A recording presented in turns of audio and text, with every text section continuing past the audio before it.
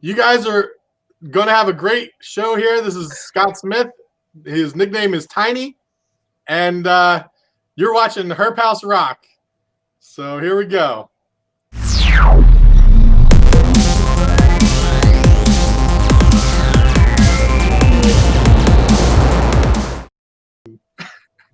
There we go.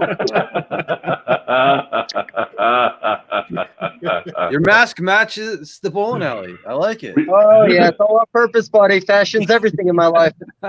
Dang. Those suckers are hot, aren't they? Oh, yeah. I'm cooking already, man. Try running around for 20 minutes wearing one of those suckers. Oh, this is going to be it. This is the best it's going to be. Mine's over there. But hold on I have to. I have a green one somewhere. I don't know where. Dave, I hope you remembered your wallet this time. Because if you get pulled over by a cop, I don't know if you're getting out of it. Oh, I'm never bringing that. I got mine. Yeah, that looks like S&M. I don't think that's wrestling. Mine has a zipper mouth. What's going on? I don't know. I mean, you're wrong wrestling. So this is Dave Levinson. I know that you guys have met before, but I don't know if you remember his face. It's hard to tell. I'll tell you what, man, I've been smacked in the head too many times. Everything's just kind of a blur. I apologize. That's fine. No shame, buddy. No shame. Oh, no, it's been a ball. So we're going to get started with the original regular question that we have for everybody is how did you get started into the animal hobby, we'll say, for you? Because it's not just reptiles. You do everything. So yeah, a little. So 8, 9 years old, bored, Wheaton, nothing around, nothing to do. Started digging in the window wells, toads, frogs, salamanders, moles, snakes, whatever. I kept stuff in the house, out of the house. Of course, we had a dog, but that was it. I was hooked. Yeah. And what do you keep now? Like, do you keep any animals? I know that. I am way down. At one point, I had well over 200 animals in the house, USDA, ringtail lemurs. My favorite was the lesser bush baby. That was just, it was like a gremlin. It was just cool. After the divorce and settling that all down, I'm down to 2 dogs, 2 cats, a bird, and I am going to start traveling. I'm going to pull the Harley out next summer, and I'm going to see the world. That's not a bad plan. Not a bad plan. So I have a bunch of questions, but I don't want to jump in with we kind of go back and forth with these guys here. So no, go ahead, Ben. Oh, you about to wait for it. You got a bunch of questions. I want to hear them. So a couple of reasons that we wanted to get you on, aside from that you're a good character and you have a lot of fun, and people can't really tell, but your nickname's Tiny, and you're like, 4 inches taller than me. Somehow. I'm 7 feet tall, and I am down to about 330 from 460. My goodness, 7 feet tall. Yeah, so yeah, you're a bit more than 4 inches taller than me. Like 10 inches taller than me. So big personality, but one of the big things you do in the reptile hobby and in the animal hobby is that you run a bunch of animal expos. So you're the all animal expo currently. Right. But so how did you start running animal shows? Because it wasn't just the all animal expo. No, I don't know if you guys remember Lee Watson's Reptile Swap. It was he and Don Hamper back in the day started the reptile hobby as kind of we know it. I think there was one other smaller show, but Lee's property was selling. Lee was a very opinionated man and had the lawyer and the funds to back it up. The town that he was in the process of forcing him out. He took me on as a partner. We changed the name to Scott Smith's All Animal Expo, moved it into Wheaton, and I think he was around for another 5 years before he passed from cancer. After that, it was his widow, Lee, Gail, and I. And how long have you been doing it? When was the first show? 14 years ago. 14 years ago. It's pretty good. And Lee Watson's was there for 18 years. So this is a 30-year show. Wow. That's impressive. Got some longevity. It's kind of cool. It's kind of cool. Yeah, I like that. I like that. I think the old man would be proud. Yeah, absolutely. So tell us a little story, and we're going to get into a bunch of stories. I mean, that's one of the things that I want to hear about. Tell me, what was some of the people there at your first show? Some of the animals, like what were you seeing that was like in the first shows in the early days? The ball python stuff hadn't really hit.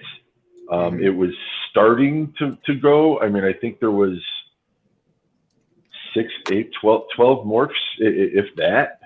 And it was already starting to just be ball pythons. Everybody was jumping. The hard part about the show was getting the other animals in, if that makes sense to you. You know, not too many people. And still, how many guys do you know that are doing corn snakes?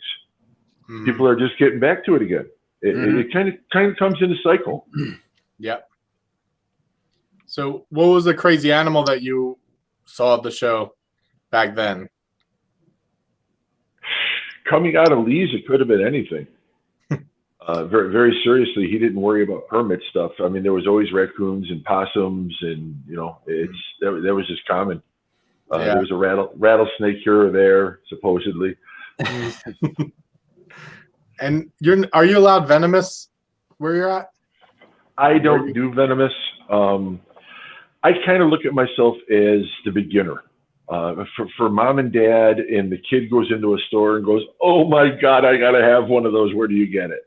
Well, there's not too many pet stores that really have that information anymore, and a lot of the stuff you can't even find at a pet store. So I consider mine a stepping stone. Come on in, learn. This is as family friendly as I can get.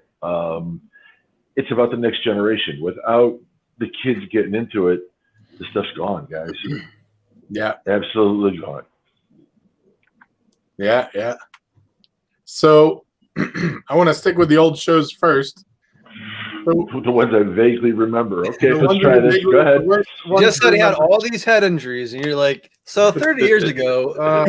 Yeah, right. Thank you. Well, can you remember some of the names that of people, or some of the people that were at the shows? I know earlier before we started the broadcast, we were talking about Barczyk, and I mentioned, yeah. So back in the day, there weren't any real shows, and Brian tells his story about the albino Burmese. He was selling those at Lee's show back in the day. So Brian and I met, and we kind of hit it off. Excuse me. But when we got that connection, it was just, it was kind of cemented, if that makes sense. Okay. So you had Brian Barczyk. Who else was coming in and out of your shows? Do you remember anybody cool? No, I just don't remember that far back, man. I'm sorry. I have a problem with yesterday morning, to be honest with you. All right. So let's talk more about some of the more memorable stories. How about? Now, if you want to speed up a few years, we've had David Dobrik out. We did a kangaroo for him on New Year's Day. That was interesting. Yeah. Five-star hotel, and here's Barczyk and I sneaking a kangaroo up the damn elevator. That was fun. So how do you sneak a kangaroo into a hotel? With a big coat. And a mustache, fake mustache. He's got it on the blog. I literally had it under my jacket with him walking in front of me like this, and we just walked straight past everybody to the elevator. We got up to the room, and it was Dobrik, Liza Koshy, a few more from his crew. So Dave decides he's going to mess with Liza, gets her in the shower, blindfolded. So he's on top of the toilet. Barczyk's under the sink, holding his camera, trying to film it. I'm trying to stick my hand around the damn door to take a picture, which I never got. And it was hysterical when she saw it was the kangaroo. It went from to, oh, it was kind of neat. Yeah, that's funny. And then they played kangaroos are real friendly, right? Yeah. And then they played chase with it. They let it go in the hallway. They were trying to do some filming Barczyk took a step towards it with the camera. It turned around and went. Here's Barczyk he's running, trying to keep up with this damn thing. And Maid sticks her head out the door and just looks. It was just, I don't know how we didn't get in trouble. That's funny. What about you guys? You guys have questions? I know it's like I keep feeling like Dave's about to say something, but his mustache is moving. I don't know. Breathe over here, buddy. Just trying to breathe. Yeah, I say he's probably just trying to breathe, man.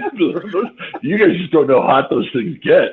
oh Yeah, sure. sun's coming right in from here right now. It's just Oh, you're hit cooking. it right on me. Yeah. We're going to make it He work.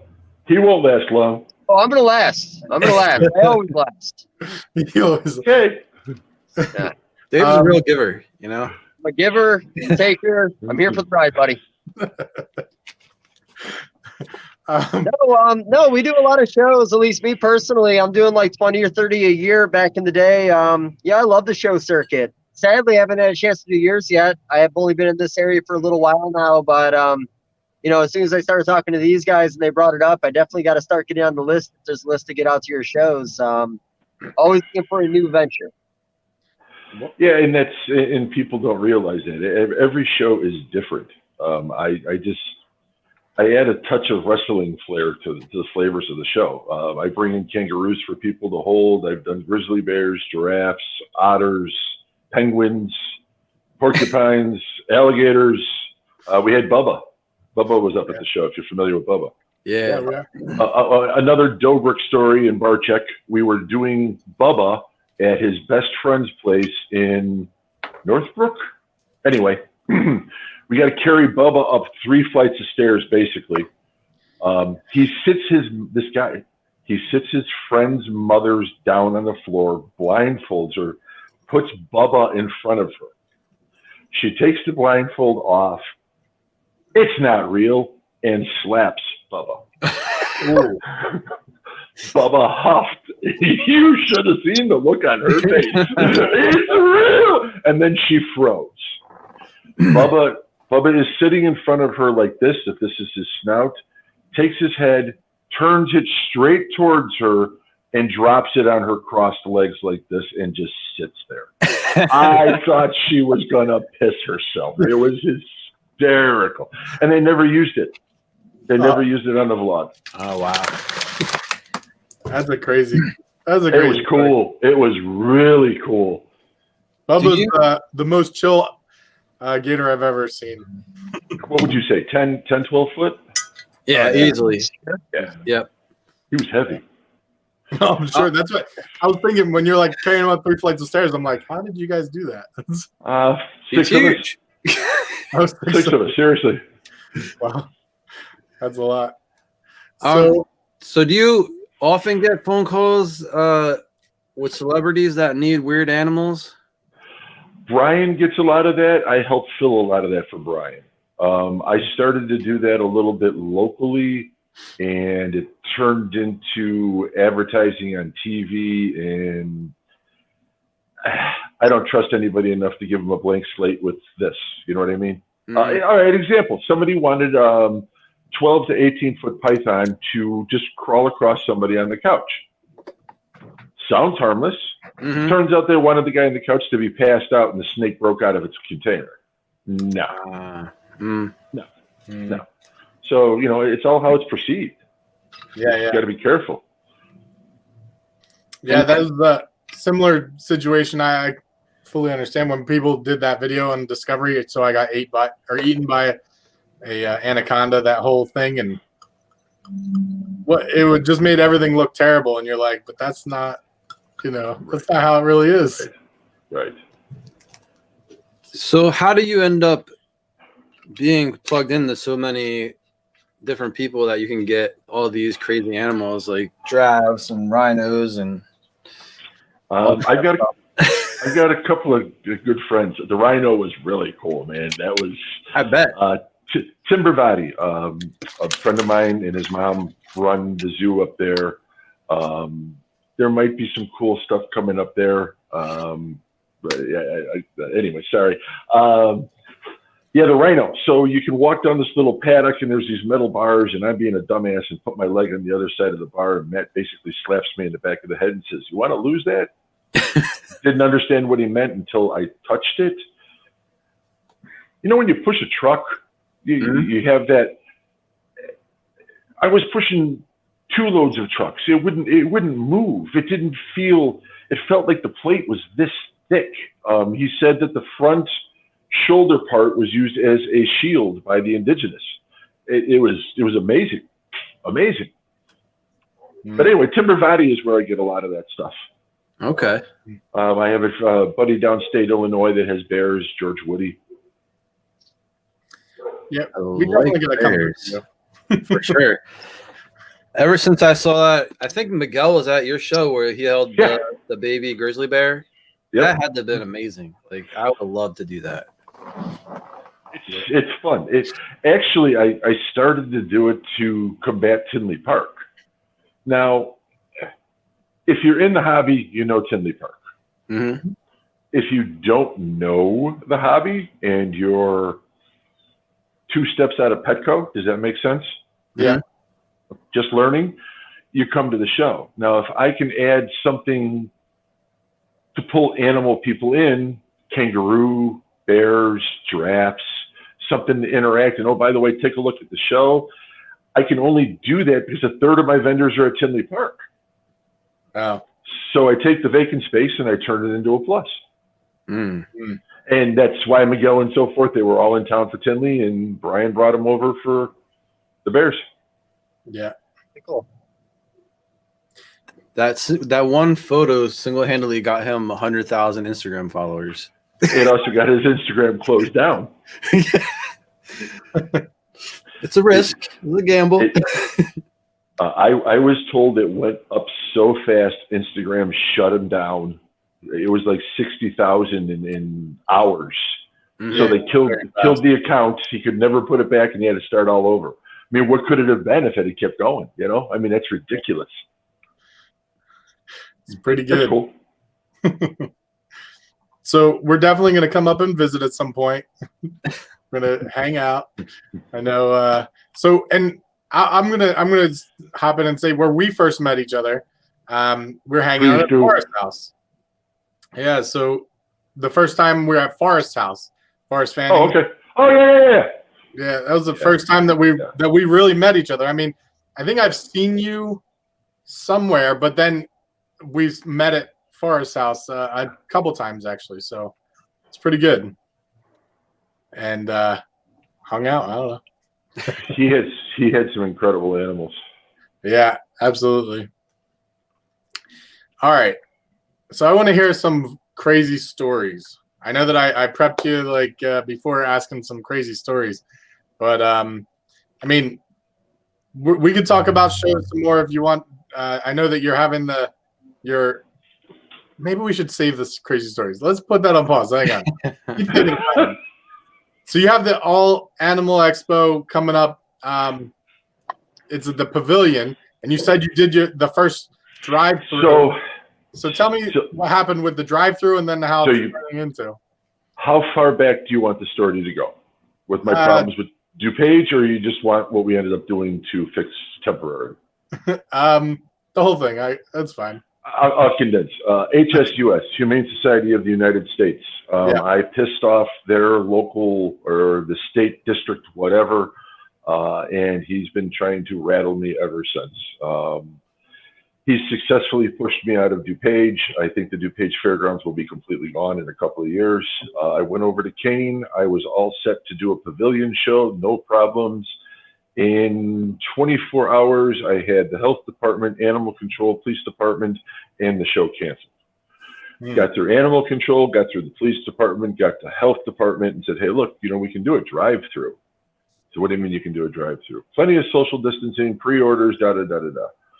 So what we did is the grounds has a gravel lot, and we took the parking spots and turned them into the streets. So the vendors would go tight on one side, and you could actually stack 2 cars next to them with still space to drive around. So if you didn't want to wait, you could just go to the next vendor.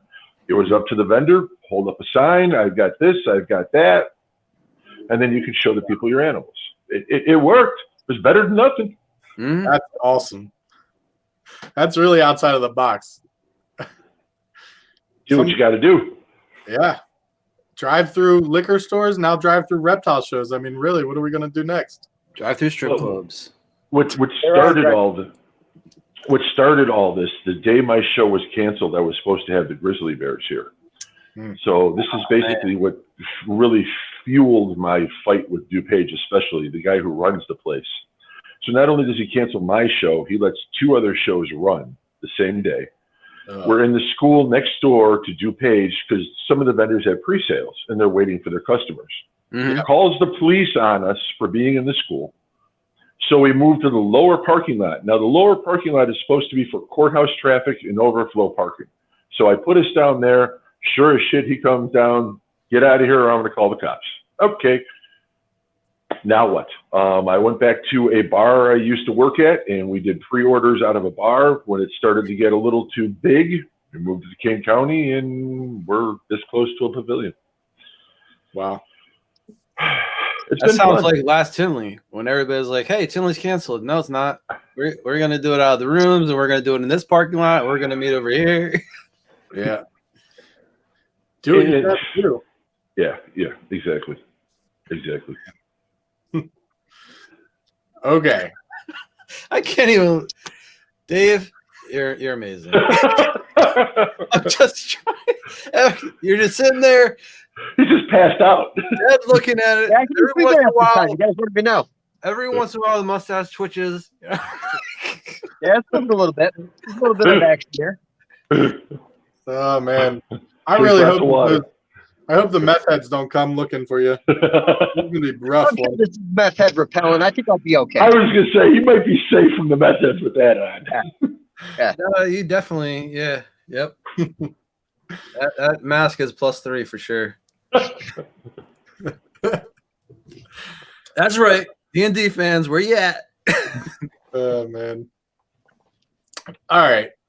So you started off in wrestling. You have a bunch of wrestling pictures behind you. Actually, I started off bouncing. Bouncing. Yeah. Okay. Yeah. I can't imagine And- why. Yeah, well, I've made a living off my size my whole life. Yeah. You know, I'm just getting older now, and it's less physical. So first it was porn, then it was bouncing. Yeah, there you go. So, all right. So you started off as a bouncer, and then what led you from going from a bouncer to a pro or into wrestling? However, I had somebody stayouts. Anyway, there's a place on Mannheim Road used to be, and all the big names would come in, and I ended up working there. And once I started to meet them and had the opportunity to go to school to learn it, it's kind of a no-brainer. Well, let's try it and see what happens. Ended up having a falling out with my promoter, which I think recently I have fixed. But at one point he called me. Back in the day, if you got over to Japan, that's where the money was. Every time, even an unknown my size, it's $5,000 to get in the ring. You know, you're talking mid 80s, 5K is a nice help. So I called Red Bastien. That's how you got over. And a guy calls me up and says, "Who the fuck do you think you are calling Red Bastien?" Well, who the fuck do you think you are telling me I can't call somebody? Yeah, that was pretty much the end of that. Wife and kids got in the way, did a few shows here and there, and now I'm kind of back. I'm helping a guy trying to build his local company, and it's a blast. POW Entertainment. Wow. So now you're the promoter. Now I've learned a little bit, yeah. So you're in the pro wrestling circuit, right? Is it all choreographed? Are you really taking a beating? What's going on here? Spill the beans, man. So it's fighting with your best friend. When I'll you knock take- my best friend out. I don't give a You crap. got it. You got it.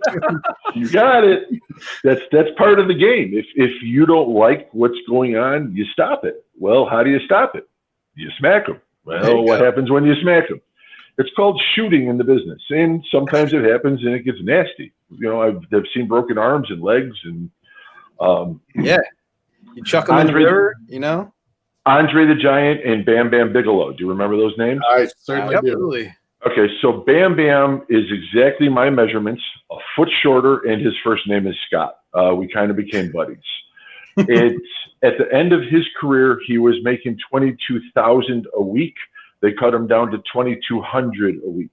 He gets into the ring, his last match with Andre, and his words, Andre was just bitch slapping me everywhere. He said, finally, I just grabbed him by his balls and said, brother, if you don't stop this, I'm going to tear these things off.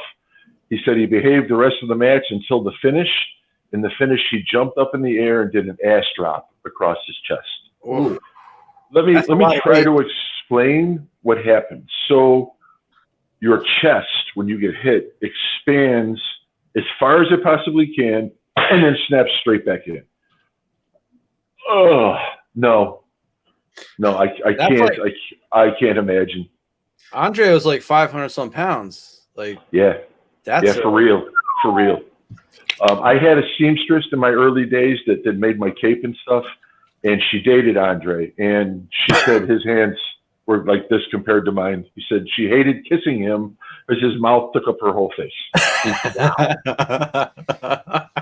That is great. That's not something you think about, really. I just never had. No, you wouldn't. That's awesome. That is cool. All right.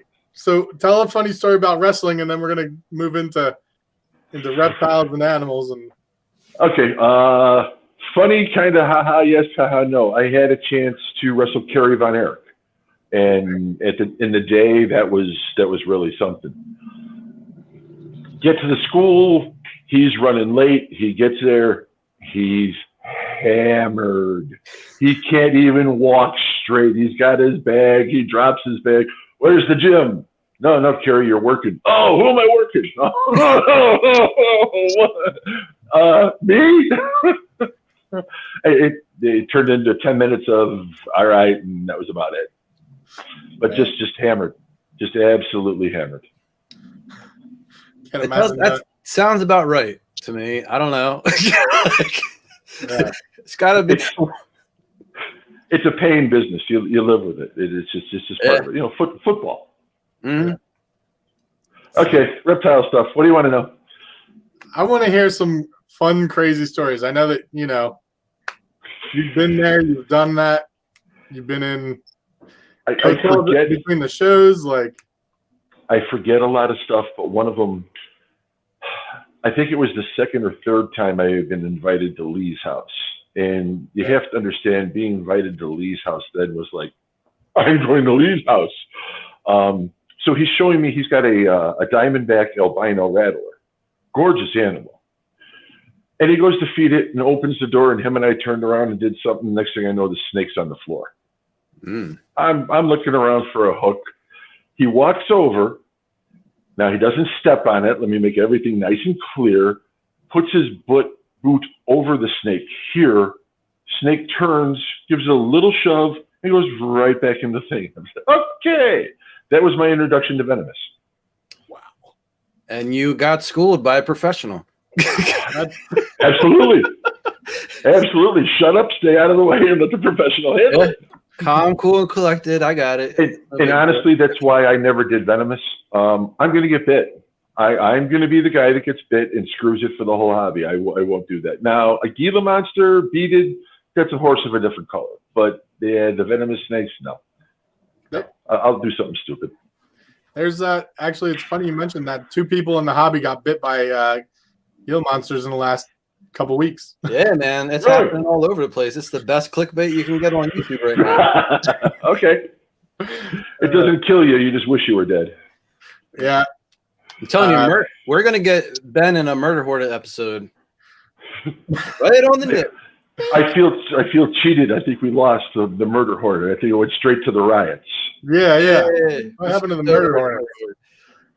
That was just a foretelling. Like, there's going to be a second wave of murder hornets, and they're going to take over. Actually, Okay, so you said no wrestling, but I wanted to do a tag team, either murdered hornets or pandemic. What do you think? Tag team. Come on, it's perfect. I think Right. I'm saying pandemic. What if the pandemic spreads through the murder hornets? There you go. Hear that? Because I would watch that movie, actually. Uh, The murder hornets are like the size of like kaiju monsters from Japan. Like, come on. Dave, I know you're with me. I mean, they're already pretty big. How much bigger do you need to be, bud? Talking Godzilla size. Like, I want a Mothra sized murder hornet that spreads COVID. That's all I want. oh man. No? Listen, if anybody out there wants to get involved in a project, call me. We're going to make a movie. It's going to be great.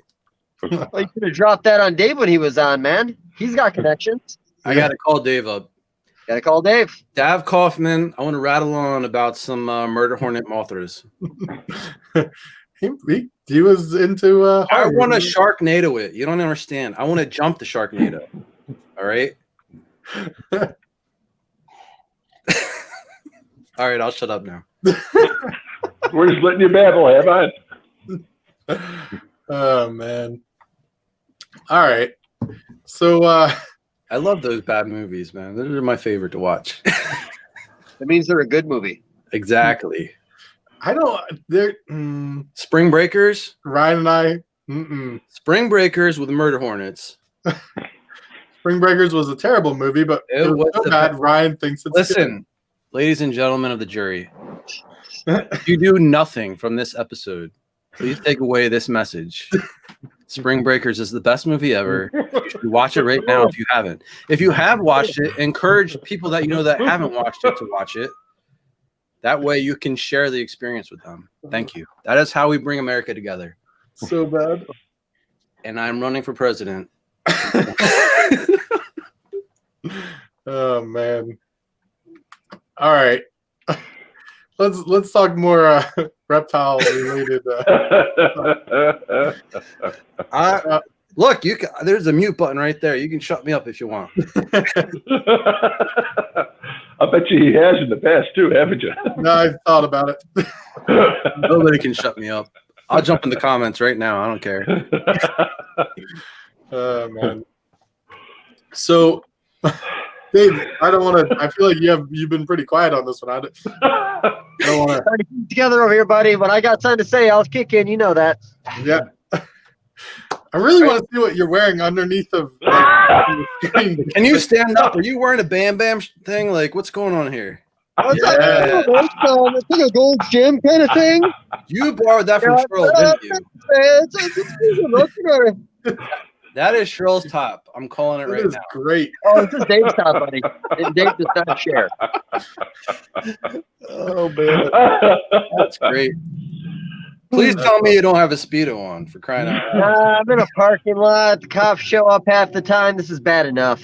That'll scare him off. You'll not get a ticket with that. Ooh, I don't know about that. Small town living, bud. Can't trust it. Yeah, banjos playing from behind the bowling alley.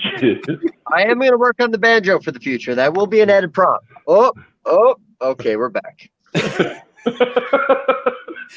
Even the cell phone got a little woozy. Are you hydrating? Well, I got it propped just right so you get the perfect angle. There's a balancing act going on over here. You guys aren't experiencing. Is it a Megaconda style? Like, I got him on tongs, propped up on this. No, what's that little doohickey you guys sent me? Propped up on a folding chair, popped up on my tailgate, leaning on the, I don't know, what the fuck's that little thing you hook up things to and pull it? A hitch. It's balancing on a hitch. It is a hitch. I was going to say that, Wow. but I felt like I was going to be really wrong. I just got a picture. That's I pretty feel good. really wrong for not just knowing that. That's why I'm not talking right now. I don't think I'm getting much circulation up here, guys. I was driving down the street one time with one on to be funny for somebody, and I was thinking it was funny, and after a little bit, I'm like, I don't know, I think I gotta take this thing off, man. Like, Get lightheaded. it really does. It's pretty tight. Traps Yeah. all the heat in your head, man. Here's the difference between Jewish guys and Mexican guys. No size. Excruciating pain all right here. Right now. Dave, I always have- take it to a racial place. We try not I to. have the number for a place to make custom if you want a custom one. Might need it. You But got this one sat in the drawer for about 15 years before I put it out for the first time. So it might be a waste of money. You send them a paper mache mold of your face, and it gets the perfect shot, man. Okay. That's Okay. Don't shave the mustache first, though. No. Gotta have mustache You'll- holes. That prop is never going away, buddy. all. So Pro tip. on, Hold on Anthony. a second. Pro tip: if you're gonna do that, make sure you Vaseline the mustache. That way, the paper mache doesn't stick to it. I'm saving you a heartache right now, Dave. Appreciate that. So while you're telling me that, my phone's telling me it's overheating. That's just how hot it fucking is right now. Yeah, it's still getting down. I can hardly see anything. Maybe go in the car and turn the air on, man. I'm not going to do anything back here. I'm at the tailgate. Hey, if I go away, I'll come back. okay, deal. So Scott, what? Oh shit! They just keep me on for entertainment value. Like I provide nothing but I chuckles. Everybody thinks I'm stupid, and that's fine. It's cool. Tell Right. us some more stories. Let's hear some more stories. Oh, you're killing with the story conversation. I thought you wrote questions for this fucking episode. Did No, man. no. Okay. Screw the Good stories. questions. I want to Yeah. know what you work with reptiles, obviously, throughout your life. What is your favorite species to work with? Tell me about that. Tortoises. I All had tortoises or specific tortoises? I had some Sri Lankan stars. They were just amazing. I've had an albino cicada. That's fun. I got to think of how to word this. I bought an Eldabra that turned out not to be an Eldabra, and I'm going to leave it at that. I did not keep that long. Okay. Wow. And Yeah, Did you yeah, pay it Eldabra was kind of cool. did it turn out to be a galop? It turned out to be not an Eldabra. All right. Was it a Well- box turtle? No, it was not. Just testing your knowledge, buddy. They said it was an Aldabra, and it turned out to be an albino garter snake. I don't know what happened. So this animal got dumped on my front doorstep. And what I ended up doing back in the day, I worked with animal control because of the show. Mhm. I also work with Care for Wildlife in St. Charles. So basically, this animal shows up on my doorstep. I've got a neighbor at the time who's just an asshole. Called my friends at DuPage. I turned the animal into DuPage Animal Control, and since they didn't have the facilities or anything, they turned it back to me with paperwork saying that it was an Eldabra. Okay. Ah. Nice. And that story is done. There you go. Cool. Are we? Yeah, Well, I think for so. something. Yeah. Okay, where were we? Apparently, I was in the middle of offending everybody, and now we're back on topic. I missed that. It's not that you're offensive.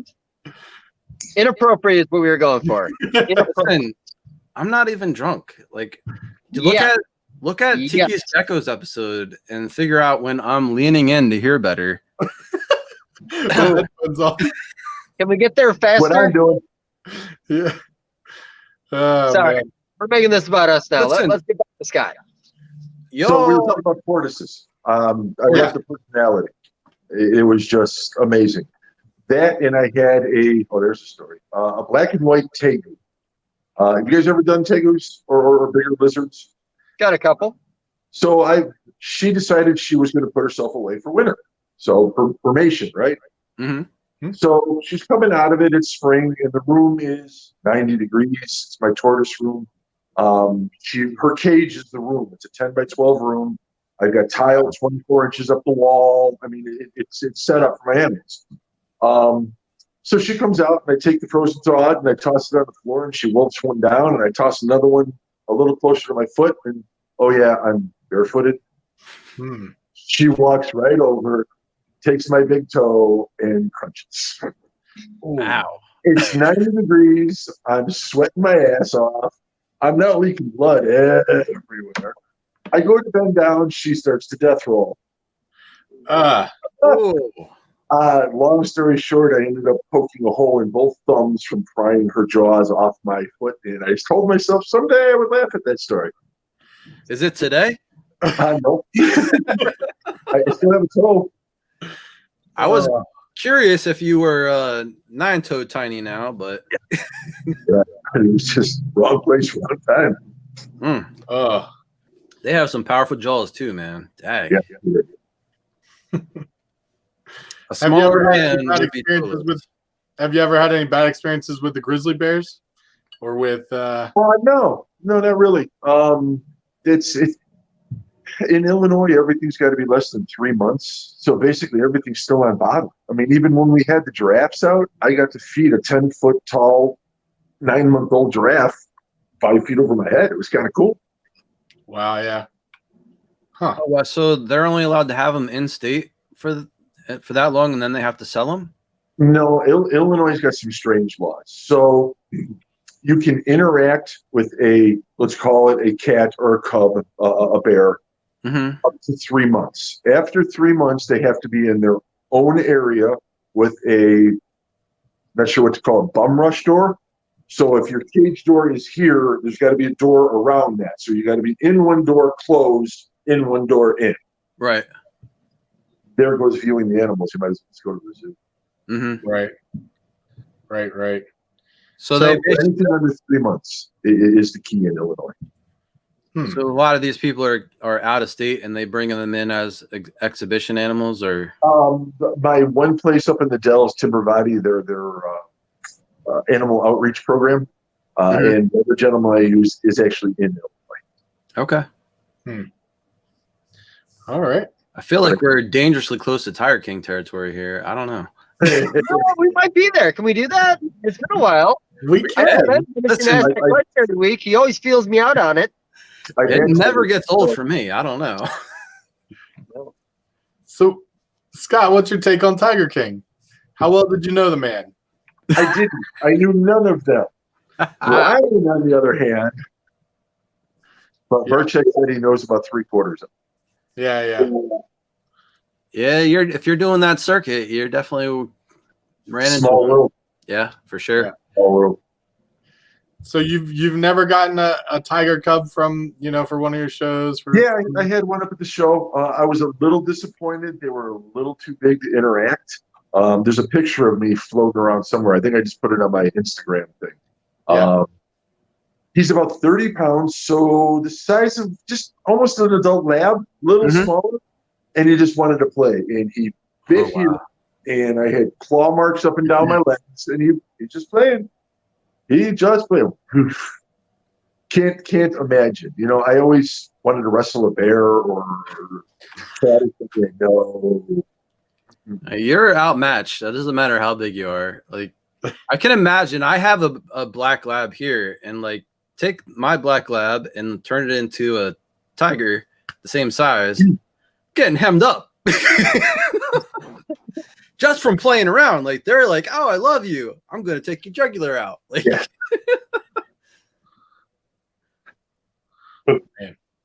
So, you said you're going to start touring the United States on your bike? Said Yeah, you're I going to want start to. doing some traveling? In between shows. I'm 2 or 3 weeks in between shows sometimes, and yeah, I want to start seeing stuff.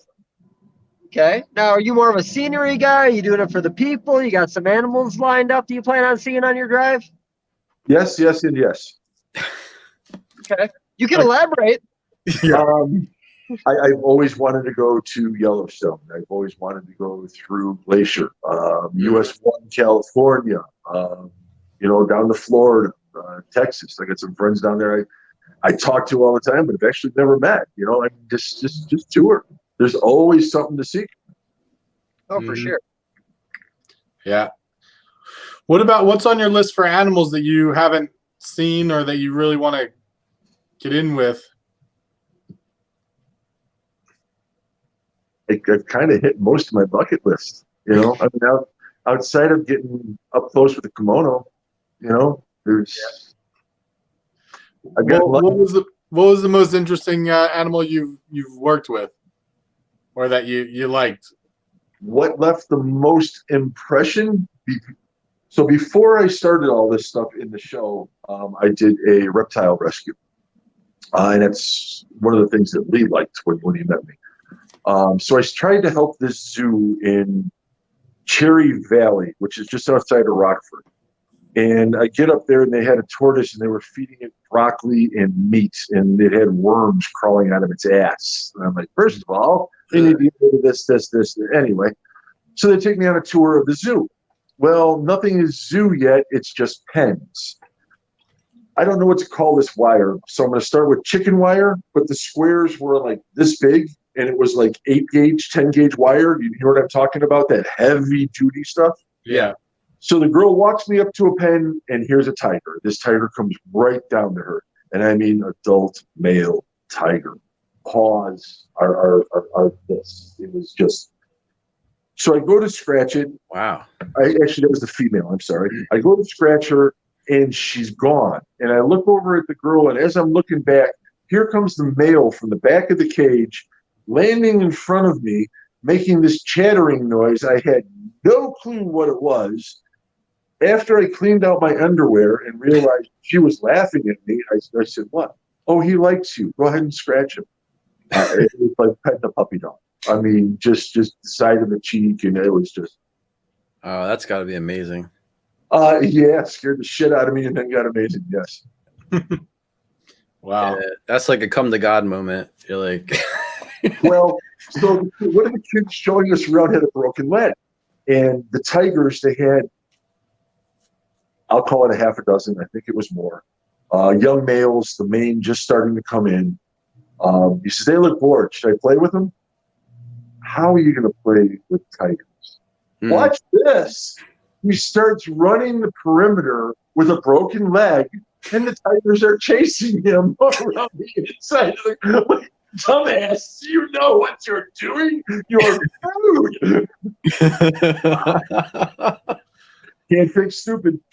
That is one way to play with a tiger. And he was the one that went in and changed out water bowls and shit. I don't know. You're asking for it. You're training them to chase you. Yeah. Mm. And you're a lame prey. Oh man. All right. What about when you start asking questions, I'll remember the stories, man. I just hit in the head too many times. what about biggest snake you've handled or a good large snake story? Because you look like a guy that people want to put big snakes on.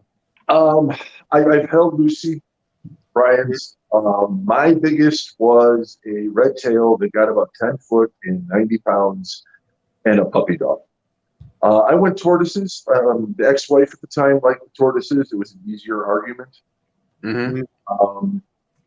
Big snakes is a different world. My hat's off to big snake guys that do it right and do it full term. You know, just because it's 20 foot doesn't mean you get rid of it now. This is your doing, your responsibility. Yeah. Yeah, you grow it to 20 feet. You better take care of it. Yeah. Barczyk has a standing, I think it's 50 grand he'll pay for a 30 foot. Yeah. That was from what was it? Teddy Roosevelt? Was he the person who first did the bounty on that, saying if you have one, let me see it? That was Teddy Roosevelt. You're right. So I will say personally, I went to History. Bob Clark's place, and those are the biggest retics I've ever seen. He had a few there that were absolutely massive. And I got to see Jay's in LA, but Bob's, nothing compares to the size I've seen at Bob's. Bob Clark, you're saying? Yes. Yeah. Is there another Bob that does retics? Probably. I don't There's got to be at least one. Bob might be Ashley? I don't know. Does Bob Ashley do them? Probably not. No. I don't think so. I just, for the viewers, you know. We're not all old heads, man. Like, you know, we got to put proper names. Okay. For you guys, I'll start using full names, I promise. It's not for me. I know everything. Ask Ben. Okay. Look, Drunk Dave, I'm going to need you to talk more. Oh, I love when Drunk Ray talks. No, I'm good. I'm kind of going with the rhythm here. I'm just trying to feel this guy out. Problem is, and we talked about it, I don't know shit about him other than he shows up at Tinley with that real big chair. Cheryl asked me who you were interviewing tonight. I was like, you ever seen that giant chair? And she's like, no. And I'm like, what the fuck are you talking about? You haven't seen this giant chair. Actually, customers got me that chair. That thing was great. You could fit 3 normal-sized people in it, or me at the time. That thing's glorious. Man. But no, like I said, honestly, I didn't really do my research. I just thought I'd go with the flow, and so far it's not going very well. So you need to stop fucking putting me on the spot so much, because No. guys. Listen, I want to tell you how much I appreciate you, because you spent at least 3 hours on the outfit, the ensemble. Like, you put a lot of work into, and I appreciate you. I mean, I won't lie, like 5 minutes. Like genuinely 5 minutes. That's your usual Wednesday outfit. Like, Yeah, no, this it was is in my rotation already. yeah. I am not going to stimulate you with words today. I am a visual stimulation, and that's it. You guys just, Dude, wow. I'm stimulated. I'm not gonna lie. I got a cake for that outfit. I appreciate it, man. This is mainly for you and Ben. A little bit for Ben. Ryan's a little aggressive. I don't think I'm going to go with Ryan on this one. But so you did a lot of stuff with conservation. You got your show series. You definitely seem to have a lot of contacts with people with some pretty unique animals. Like, what was the progression of that? Like, how the hell do you even know a guy that has a tiger? How do you know a guy that knows a giraffe? Like, did they come to you, or did you go to them? Honestly, it's just been part of the ride. Paying attention when you're out and making yourself useful when somebody needs something done. Okay. It's trying to help out 2 friends starting out businesses, basically. Now, one's been running for a while, but he's hit a wall. So for me to get into the businesses and try to figure out how to help them, I'm the grease that's going to get the wheels moving. So if you can get your wheels moving and get to help people, it all comes around. Mhm. I don't know how else to, No, I get that. You didn't go looking for it. It's No. just stuff Yeah, along the way. Yeah, it is what it is. Yeah, just kind of happened. So, like, And I got lucky because I fell in with a bunch of people that think alike. And nowadays that can be really tough. Yeah. it is pretty true. Like, if you have the passion for animals, obviously we wouldn't be talking to you otherwise, and we all do as well. And we know people that also have passion with animals. If somebody comes up to you and says, "Hey, I have such and such a problem," and you're the kind of guy like you who says, "Hey, let's talk about it. Let's figure it out." You know what I mean? Yeah. All of a sudden that starts getting passed around. I was helpful here. I got recommended to this guy. I was helpful in this situation. And all of a sudden the dominoes start falling into place. Yeah, and you're the, hey, animal guy. It also helps to be able to pull stuff out of your ass really fast. That's called resourcefulness. I had just started my Hammond show, which is closed now. 3 o'clock, end of the day, loading the trailer. Barcheck calls me. Dobrik needs stuff. When? 6 o'clock. That's nice. I got to from Hammond to Plano to Northbrook in an hour and a half. I did it. You're a guy who can get things done, just like Ben. We have a similar story, actually. Out of nowhere, Barcheck calls us up and is like, "We need a big snake in New York for Dobrik. I can't make it. Can you hook me up?" We called a friend that was in Connecticut? Yeah, I think it was, or New Hampshire, one or the other. Like, "Hey, can you meet us down here with a bigger tick?" No problem. Yep. Showed up. All of a sudden, Ben's in a stage show with David Dobrik. Didn't capitalize on it at all. Like, unfortunately, we got no social media out of it because at the time we weren't looking for that. But yeah. Tell me about it. Yeah, stuff happens. I mean, I got to meet his mom and dad. We were over at their house a couple of times doing this shit. It's been a blast. It's awesome. It's fun.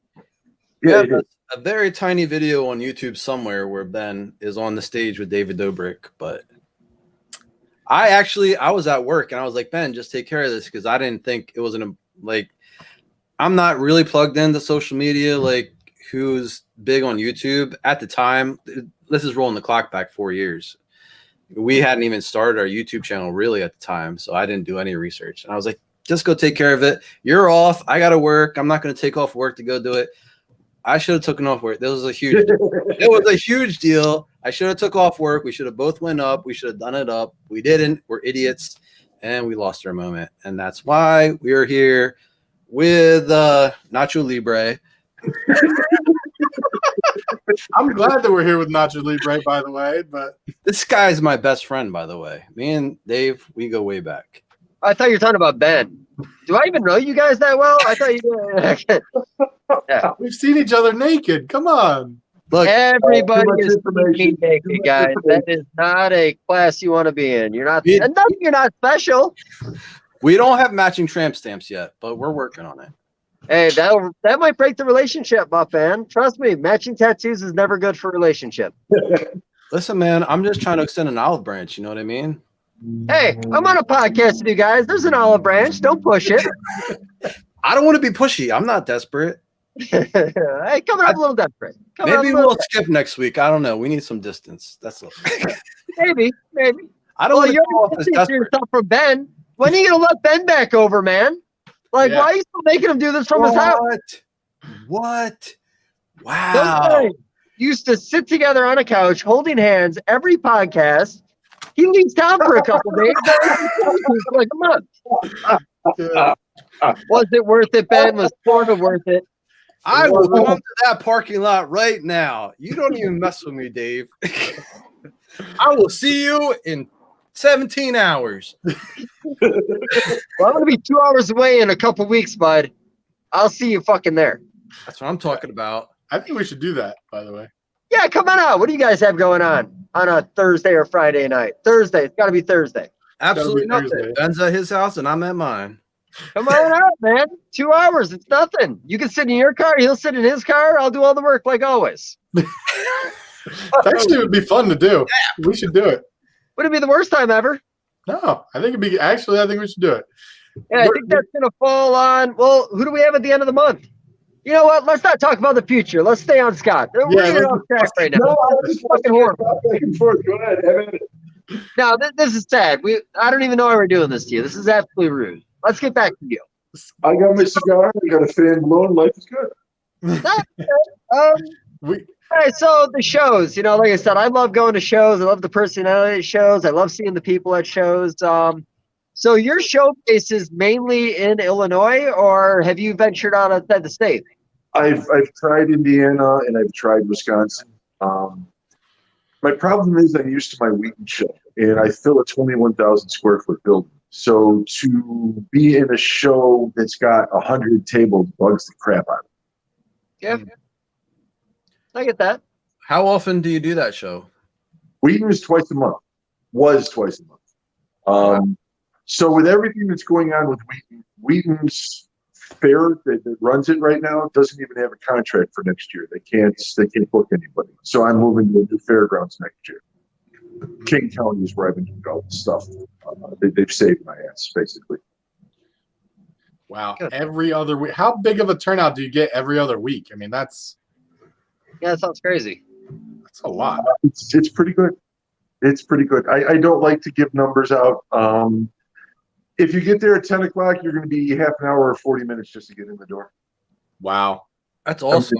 It's not Tinley, but it's solid. Wow. I don't know if you're familiar with the Hampshire show, but I'm not quite the Hampshire show, but I'm getting there. Hmm. Twice a month. Wow. That's awesome, man, because in my opinion, like you're probably like stealing like all the PetSmarts and Petco's, like, It's kind of funny. I've got my local one, and I won't say where it is because I don't want to get anybody in trouble. But they send people to me because they don't know. that's awesome.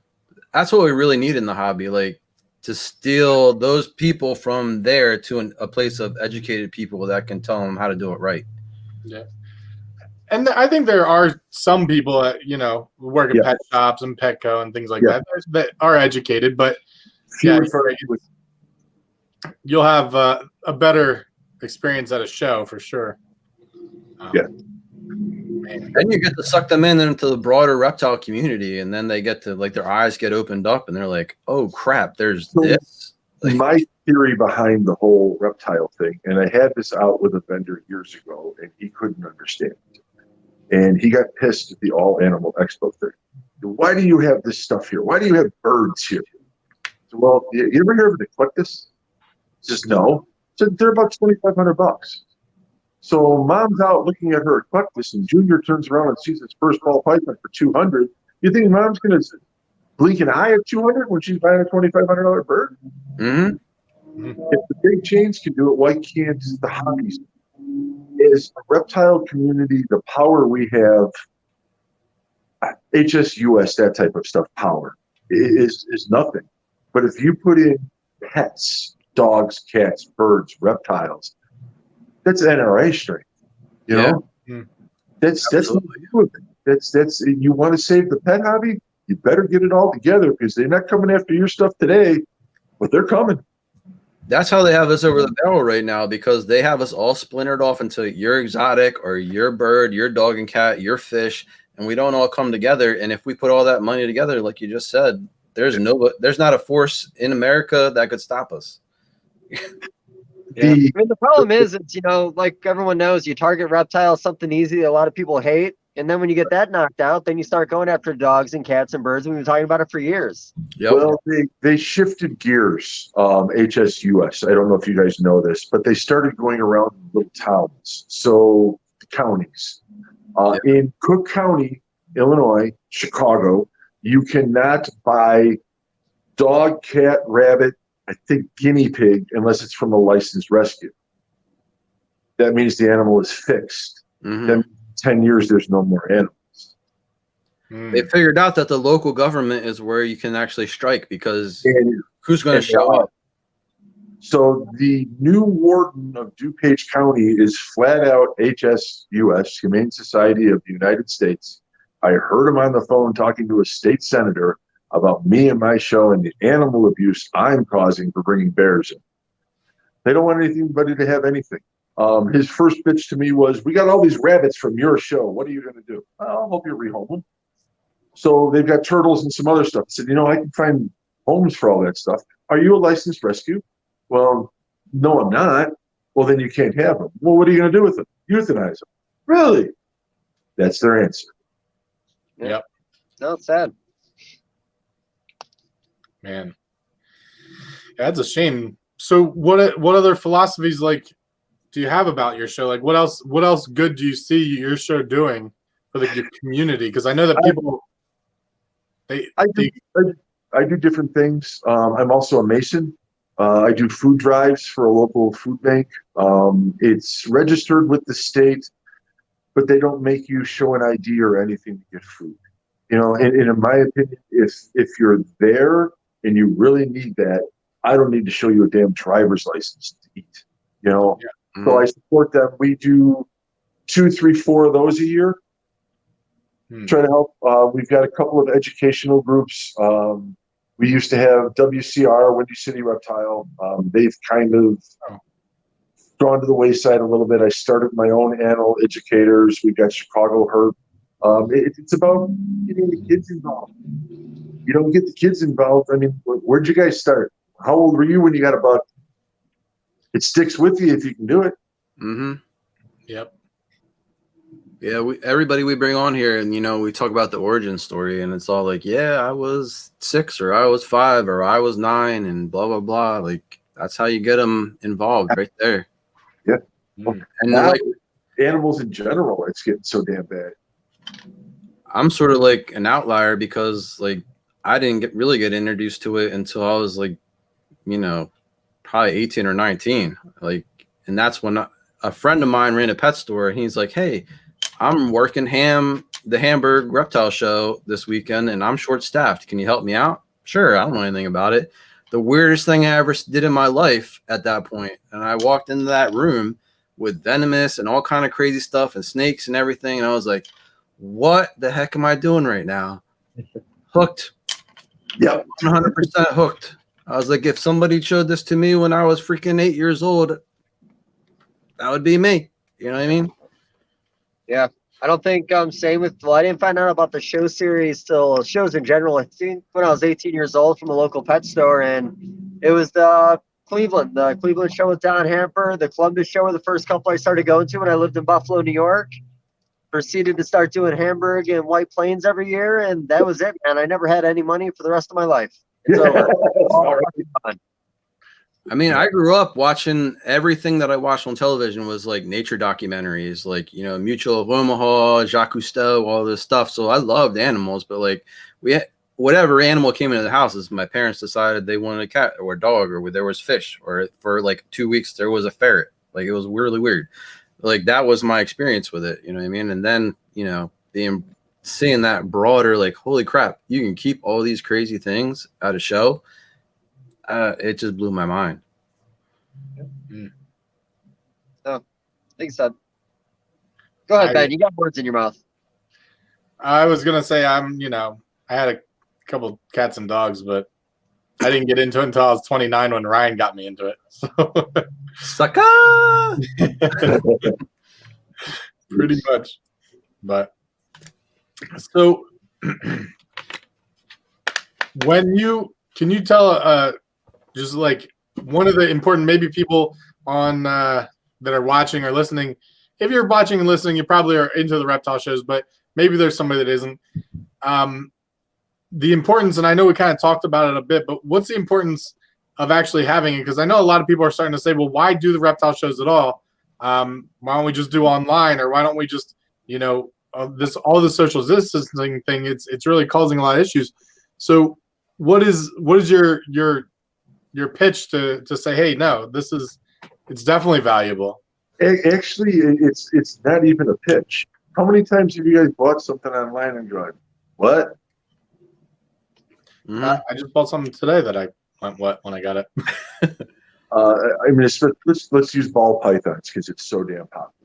Mm-hmm. The paint jobs are so different and so bright. How can a picture do it justice? Mm-hmm. When you're at a table and you can hold that animal and see it's not sick, see it doesn't have mites, see it's the right weight. Mm-hmm. And now you got a place to get your food.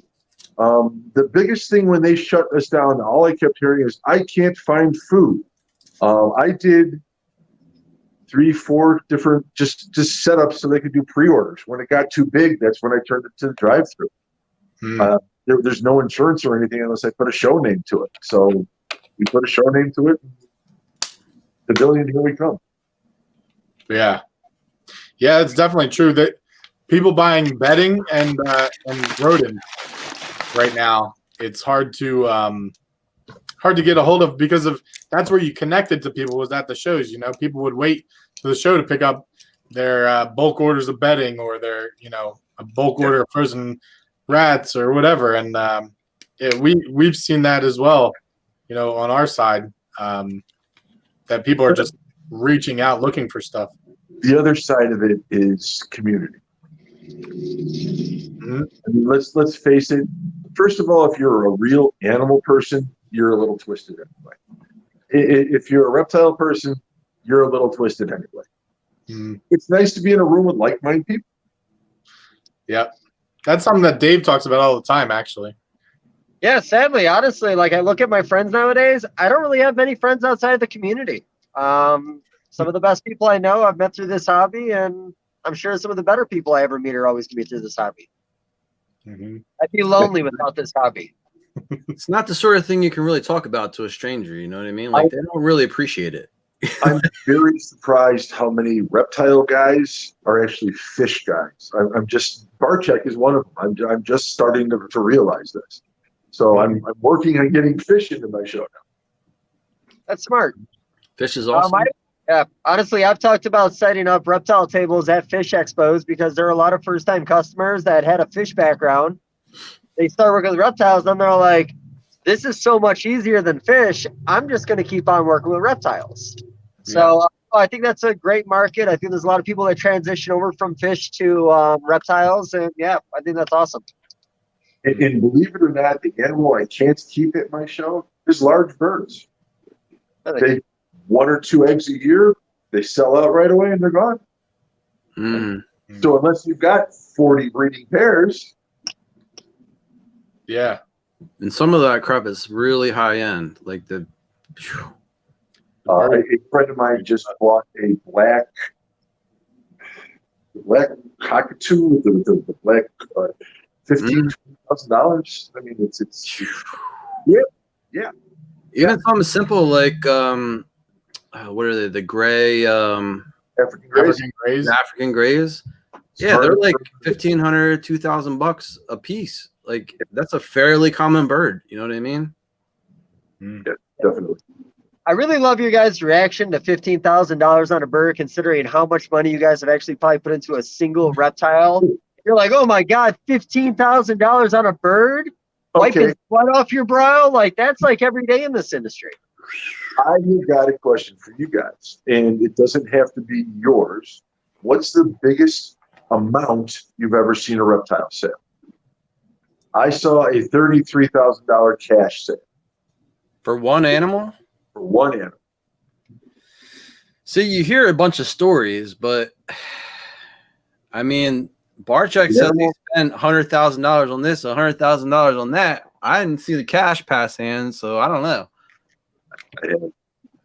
I mean, I've heard a lot of stories about back in the day of Daytona. I've heard some pretty crazy stories from, Pete Call back in Daytona in the days when he had like the only pied balls, the only albino boas, only arabesque boa, and he was kind of like the table at the show. And I'm not going to say dollar amounts, but pretty intimidating dollar amounts. It's stories that I tell people that aren't in the hobby to try to give more credibility to what we're doing for a living. Mhm. Absolutely. I mean, my first show, one of the reasons, Ryan talked me into going to Daytona, and I saw banana ball pythons selling for $25,000. I saw people buying them. I was like, wait. I mean, never in the hobby, nothing, and I see a snake. Beautiful. Banana ball pythons are unbelievable. You can talk anybody that's not a reptile person into a banana ball python. But $25,000 selling at that show, and that was 9 years ago. 9 years ago, $25,000, and I'm like, okay, That was the first show I ever was able to trick you into going to. yes. Now ask Ben what the worst day of his life was. I don't remember his name that had the bananas, but he was up here, and I met him a bunch of times. I think he was getting a 1.50 or 75 a piece for the females. Yeah. No, female bananas back in He the wouldn't let the males yeah. out. He wouldn't let the males out. All he would sell was females. Mm-hmm. Yeah, no, I mean, I've heard stories of money being turned down on males. I think Wagner at Daytona a couple times had big offers on males and just wouldn't do it because, like you said, the rarity behind them. Yep. The banana.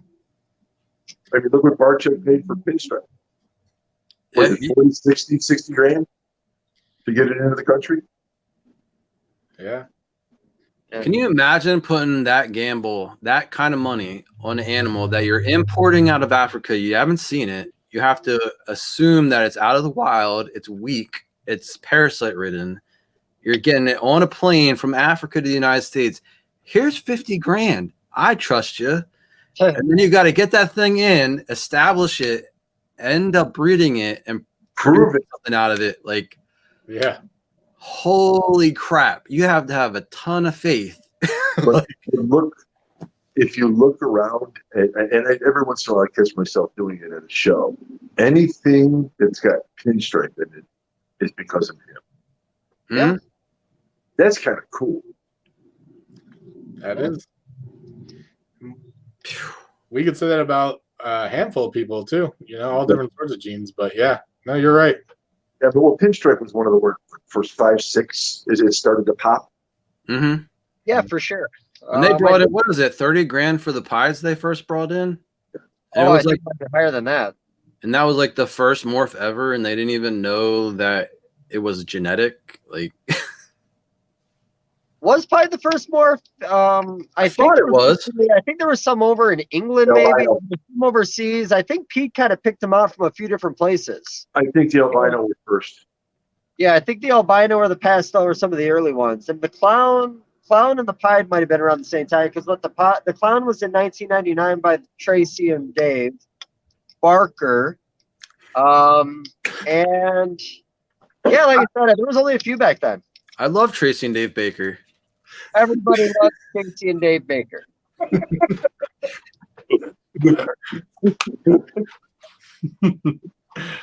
Dave, you are the history buff, by the way. You should be chiming in on this. I get off on history, but you know what? I'm not the fucking guest. But, okay, so I'm gonna, because I was so quiet in the beginning, because honestly, it was a little warm in the beginning. Sun's on its way down. I'm feeling pretty good right now. So as a 7-foot bouncer, how many people ever got in your face? How many beers did it take for a guy to get in your face? Beer balls all the time. Yeah. So I worked at the same club for probably 20 years, in and out the door for a year or two there, here and there. But it's reputation. You're making a couple of examples of people, and you don't have to beat the hell out of somebody to make an example. For me, you take a guy 6'4", pick him up off his toes by his throat, and he stops fighting. People notice that. And you do that one time, and you have 50 5'6" guys at the door the next day talking about. Okay. Would you be willing to pick me up above your head at Tinley? I'll go on a diet, but I'm at like $1.71 right now. I can get down to $1.60. Nothing below that. What was that? After you sign a waiver. I'll sign a waiver. I'm not signing a waiver because that means something go wrong. I just want a good photo. Have your lawyer fax it over. I'm not trying to put my life on the line for this. Honestly, I'm not 100% sure I'll be at Tinley. It depends on what dates they're doing. Yeah. Okay. That's letting me down. Hell, I choke slam Barczyk to the wall. Okay. It's in one of his videos. It was about 8 years ago. Reptiles Take Over Chicago. He made fun of me in a video. I'm standing behind him with my arms crossed, big and ugly, ha ha ha. So we did a bit in the hallway. I stopped him filming, grabbed the camera, grab him by his throat, throw him against the wall, and all you hear is this woman laughing. It's Lori laughing so hard she's about ready to piss her pants. It was really good. Oh man, I like that. We dented the wall. It's still dented, didn't we? So I don't imagine as a wrestler you ever used animals as props. No, sir. All right, that's good. Did you ever get to meet Jake the Snake? It's funny. My girl and I just had this discussion yesterday. So what was acceptable then in my mind's eye is not anymore. I watched the old videos and I don't like the way the animal's treated. Did you ever meet him? Him? No. Bret Hart. All right, wrestling story. Bobby the Brain Heenan. Jimmy Superfly Snuka. Of course. Familiar with those? Absolutely. It's 4:00 in the morning, Manheim Road. Everybody's been drinking all night, and the bartender grabs me and says, "Jimmy's going to kill Bobby." What? Get over to the other side of the bar just as Jimmy breaks the bottle over the railing and starts going after Heenan's throat. So I had to step in between them. Jimmy is Samoan, and he's got black eyes. I mean, almost pupil, and all I could see in this guy's eyes was death. All he wanted to do was stick Bobby Heenan in the throat with that fucking beer bottle. That was just... Wow. Yeah. Oh, he was serious. He was absolutely... Best friends fighting, right? Yeah. Keep mouthing off, Ben. Hey Ben, don't worry about it. He's never gonna let you back over anyways. This is your new relationship. Yeah, it's true. You better stop. I'm going to ruin a lot of expensive computer equipment if you look. So Ryan, I gotta ask, is it you or is it your wife that doesn't want Ben over anymore? You're painting him in a corner. Listen, I don't want to get anti-Semitic. Did you just turn into a Jew thing? Listen, it's an inside joke. Ben got a little crazy with me one night. I had to chuck him in the river in Camden. It's all right. No, he was drunk and he said he could do that. No. Don't try to rewrite history. You were in the river. I did not end up in the river. I was there. You were there. Dave saw it. So is this a Corona thing? Or did you guys break up, but you're keeping it together for me? It's for you. We're supposed to be going herping on Saturday, actually. We're going out to find some timber rats. Oh, sorry. Have you guys ever been to Snake Row in Illinois? Down near Carbondale? Not yet, but that is on the list for Yeah, sure. it's pretty cool. I got to go down there with Brian and friends when he did some snake bites filming. That was neat. It's for sure like someplace you can go and there's like 8 million reptiles. Like you're not going to whiff on that trip. Like If you hit it right, they're everywhere. But I mean, the copperheads are like this big in some spots, man. I mean, you literally step on it. Yeah. Wow. It's cool. So yesterday, not yesterday, it was about a week ago, I found my first juvenile copperhead. Wow. What did it say? It was a newborn. I took a picture. I thought I sent it to you guys. I found a road cruiser on the way back, I think, from one of these things. you may have sent it to Ben, but not me. No, you put it. Cheryl posted on Facebook. I saw it. That's it. There you go. Yeah. I That might was start including you guys in more conversations. We're getting there. Listen, we're like family. I'm inviting you over for Thanksgiving, actually. Do I have to? Better than going there for Christmas. Hey, let's just say what's Christmas. Dang, Ben, you're so racist. Okay. Back to Scott. No, go ahead. I'm enjoying the show. Yeah, it's good.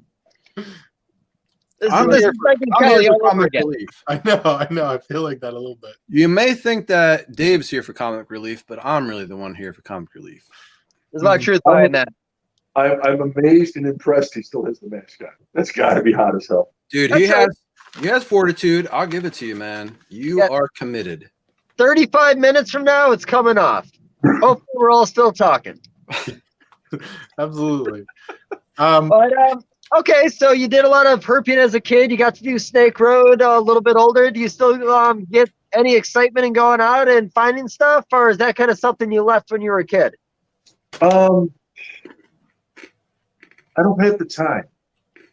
I'm sorry to say, I do enjoy it, but honestly, a few hundred miles on my bike right now would that's the bike for me is my therapy. Yeah. So I was trying to put an event together. One of the Grizzly Bears or something, Barchuk was coming down. It might have been the show with Miguel. And I couldn't get to the next step on setting stuff up. Got on my bike with my girl. 20 minutes into the ride, I couldn't shut up. I just, we'll do this, we'll do this, we'll do this, we'll do. Everything just flowed. And the bike does that for me. Okay. I enjoy riding. Riding, good old time. I didn't have a Harley. I had a little crotch rocket, not little, but had to be something big enough for me. But yeah, just being out and even just being by yourself, like it's kind of the same idea that when you're herping and you're just out looking or you're just out riding, you're just like in the zone and just rolling, and it's can be very therapeutic. I'm the same way. I jump on the old John Deere, get out there. You know what I mean? I'm just focused. There's a song that. So I can't tell if anything is going to unfold right now, but there's two little kids in the parking lot riding their bicycles. Not exactly what you want to see in a parking lot for either of us. This could get interesting. I'm gonna stick it out, but yeah. Listen, if they abduct you, we'll call the cops for you. I'm more concerned about their parents. I was just saying, when we're done that. Yeah, they're keeping a safe distance, which I respect, but that's just good parenting, I'm hoping. But yeah. There's more people. The key is to offer them drugs. The 1 week I wear a fucking mask and there's a parking lot full of people. It's a family event over there, dude. I think it's the whole family. They're having a carnival in the parking lot. It's an abandoned bowling alley. I'm afraid to keep looking. I feel like it's less creepy if I don't look at them anymore. When they come over, just tell them what you're doing, and They're going to come over and ask for autographs. I'll get them on the show a little bit. We'll talk about animals. They'll tell you about all the stuff. Jump up on the bed of the truck and throw an elbow. Yeah, get a little clothesline there, As long as you don't have a white panel van, you're fine. No, just some hairy dude in a parking lot with a mustache and a fucking mascot. Nothing weird. It's cool.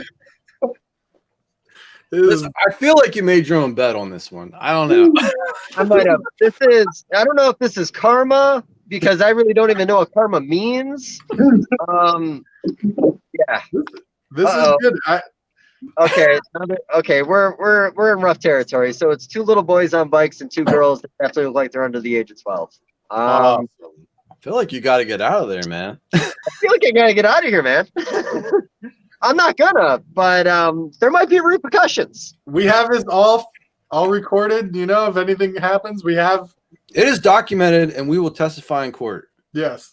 They're We really left the whole testing the waters, guys. They're getting closer and closer. They're doing the circles on the bikes and just slowly. Yeah. What do you expect? They're trying to figure out what the heck's going on in the bowling alley parking lot. Now, not only it's the abandoned bowling alley. Again, shut down for 2 years. Painting a picture that I'm Next week you'll be outside the Chuck E. Cheese. It'll be fine. This is, Are there any Chuck E. Cheese anymore? this is better than the time you had the thunderstorm, right? I don't know. I thought the crackhead in the parking lot I didn't talk about a ton was the best, but no, That was great. When he kept going past you behind, I was like, oh man, I'm waiting. Like the shark was circling. I was ready. It's too bad that we stopped recording when the cops showed up that one day. Yeah. I was waiting for something to go viral. I thought that was going to go down. He seemed You know, nice. what got me out of trouble? The mustache. That's Not it. today. Not That's it. today. No, not today. Not today. Not today. Last time, yes. The mustache is a little aggressive today with the mask on. It's like right out. It's ready to fight. You know. You're right. It really, the mustache thing gets happening. You mean my lobster thing I got going on right now? It's like kind of doing one of these at you the whole time I'm talking. I know what you're talking about. Just trying to grab people. Bro, you know I was standing there for 30 minutes before I came out here today to make sure it was going to perform right. Oh man. That's like $30 worth of product in the mustache right now. I appreciate you, by the way. I just want you to know that. Cheap hairspray. Cheap hairspray. Man. You went Aquanet on us? Oh man. I don't know what it is. They're not sending it for free, so I'm not going to mention it on the show.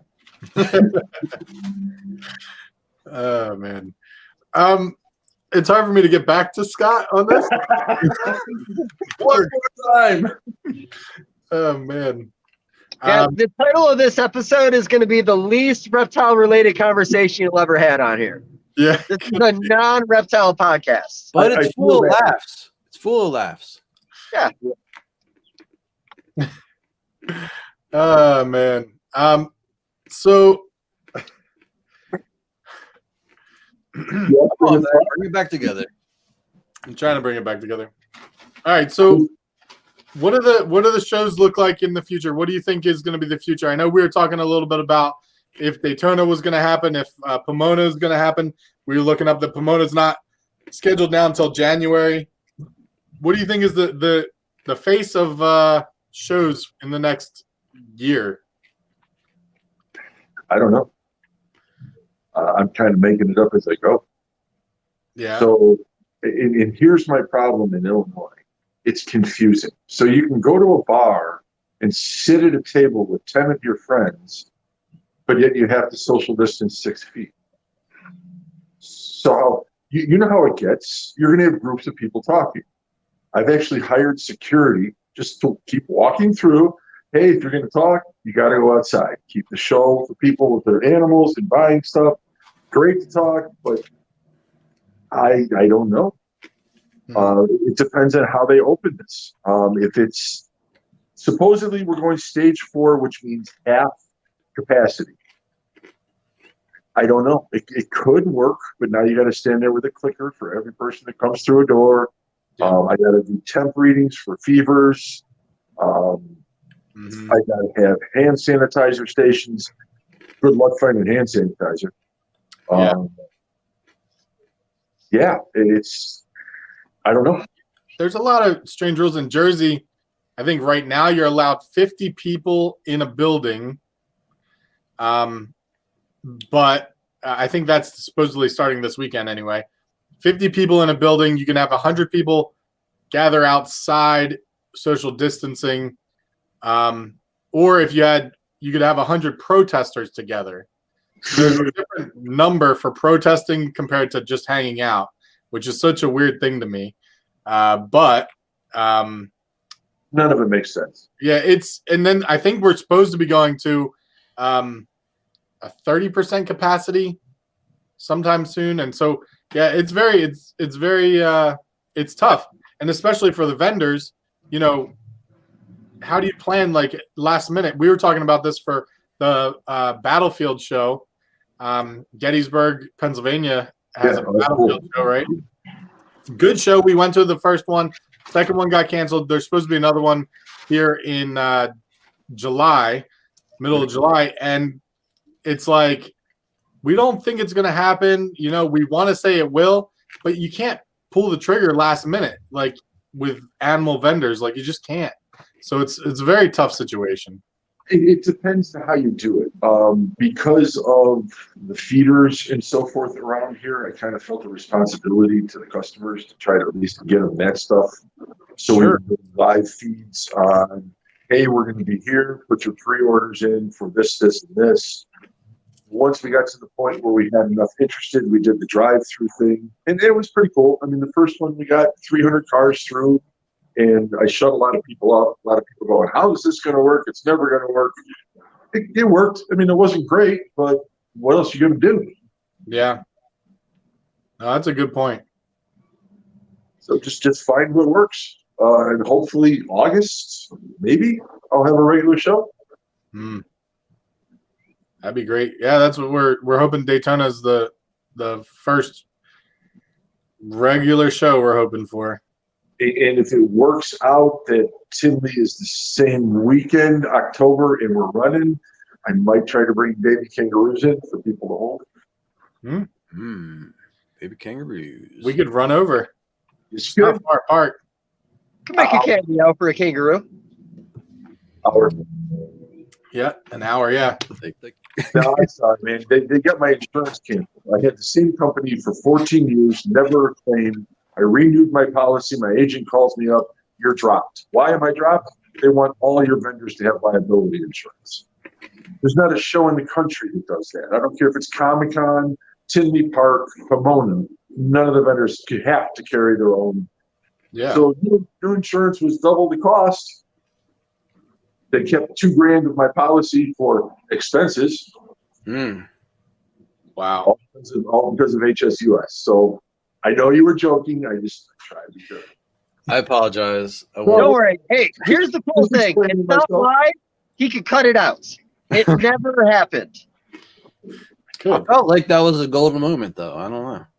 Oh, we'll have that. You know what we'll do? We'll cut out a bunch of Ryan moments during the course of the year, and then we'll just have like a Ryan episode at the end of the year of all the shit that he says that we can't put on the podcast. It is possible that I just think I'm funny and everybody else thinks I'm obnoxious.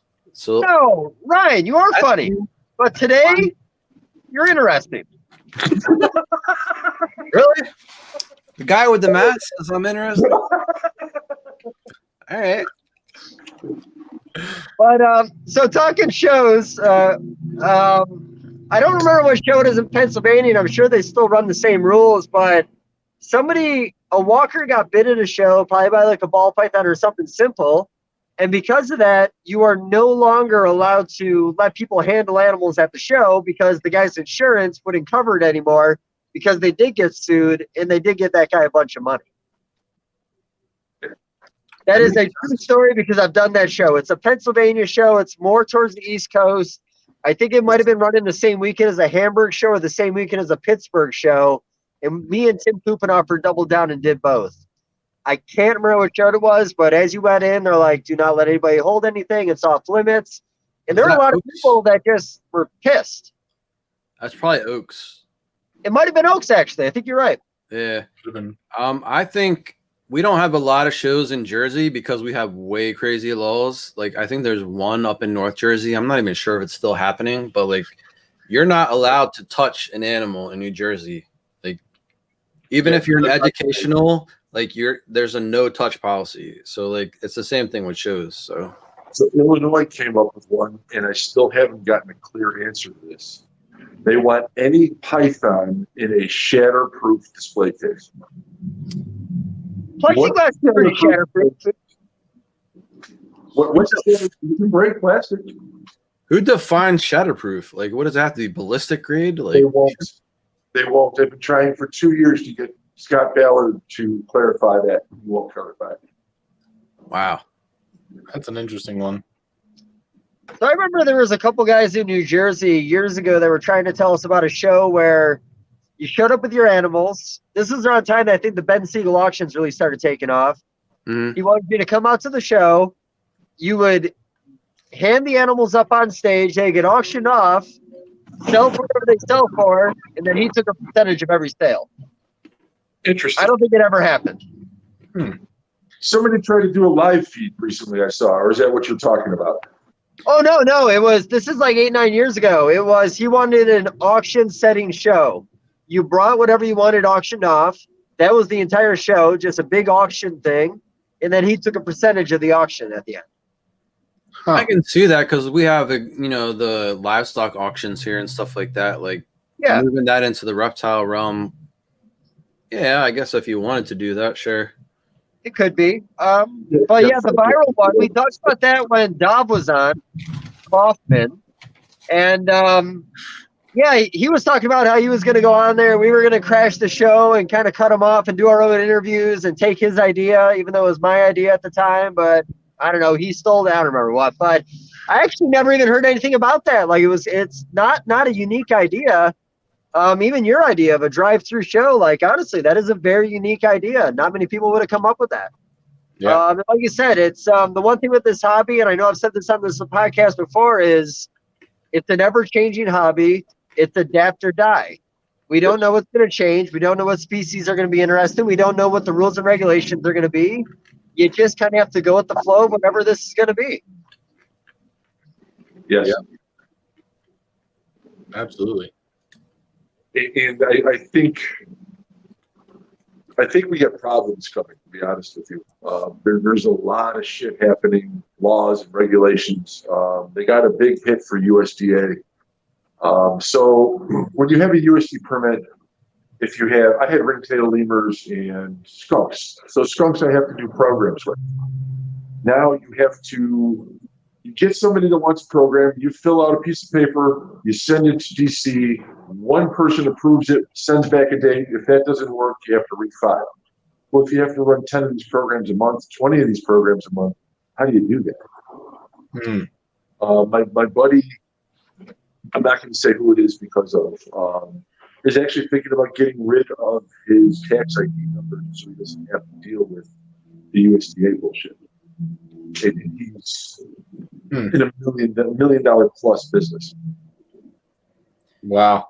It's pretty crazy. Everybody, ever since USR kind of defeated, the ban, and everybody kind of like breathed a sigh of relief and like, oh, we don't have to worry about it anymore.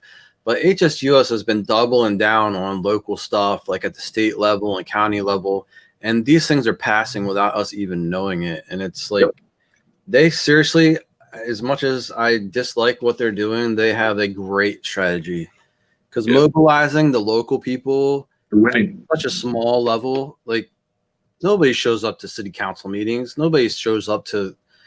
It's just, unfortunately, they're going to win this battle if they. The thing that saved me is when they came around to DuPage County and then Kane County.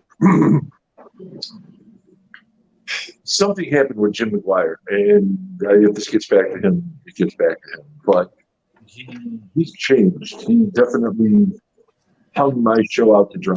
I offered him a crazy button. All right, you got HSUS saying that they're going to close this down because of these animals, and you're worried about your 4-H.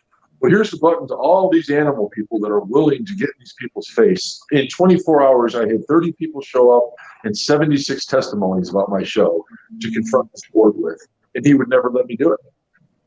Wow. I don't know what happened with him. Kane County, same thing. They heard about what was going on. They fought it locally, and they're working with us. They still believe in 4-H and everything that's going on. So tie your cart to whatever works, right? Yeah. That's a shame.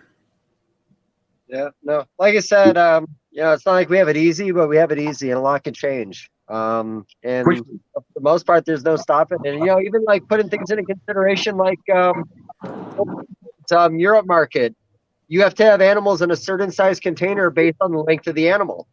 What happens when they bring that here? Who's going to be using 50-40 series ball python tubs anymore? People are going to have to literally refinish their entire collections with new cages, and I don't know if everybody would do that. Like, if you had literally a building full of 50-40 series, great tub, ball pythons do amazing in it, and then you're told they have to be in a CB70. Are you just going to go buy that, or do you start over the species and fit in all your caging? Mm-hmm. No, like I said, it's keeping up with it, and the U.S. ARC thing. I was talking to Warren a little bit, and we have him on in a couple of weeks, and I was like, I'd really love to talk about the early days of U.S. ARC. I was kind of fortunate. I happened to move to North Carolina around the time that Andrew White and Matt Robinette, all those people started working on it. And, I was just kind of there. It was right place at the right time. So I saw the beginning. I saw the days of every Repticon. There would be an auction afterwards. Limey used to put them on. Yep. There'd be like 25 of us in a room auctioning, and, Andrew White would give us updates every week. And it was really funny because, like, the push and pull with it early on, because Andrew came in the room and he's like, so here's the deal. We're going to have to give them Burmese pythons. We're not going to win that battle. And everyone in the room's all like, well, then what the fuck are we doing here? Like, if you're going to give up the one thing we're fighting for, but, I don't know. Like I said, everything's ever changing. I don't really know what direction it's going to go in. I'm really enjoying the ride, and I hope it's always here, but we're going to be talking very differently in 10 years. Oh, yeah. Oh, yeah. I just saw Andrew. He came out for the first drive-through show. I haven't seen him in probably since all that happened, like, with the U.S. ARC and him splitting and so forth. But yeah, they came to the drive-through a few weeks ago. Wow. Yeah. That's awesome. Yeah. I like seeing old faces every once in a while. Yeah, it's nice. Mm-hmm. So let's not end this on a somber note. I was just gonna ask. So, you said maybe next year you're gonna start traveling more. What is your future for this year look like? You're doing shows every couple weeks, every 3 weeks?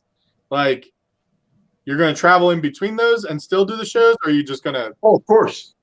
So I'll try to do this quick. Bad divorce, 2015.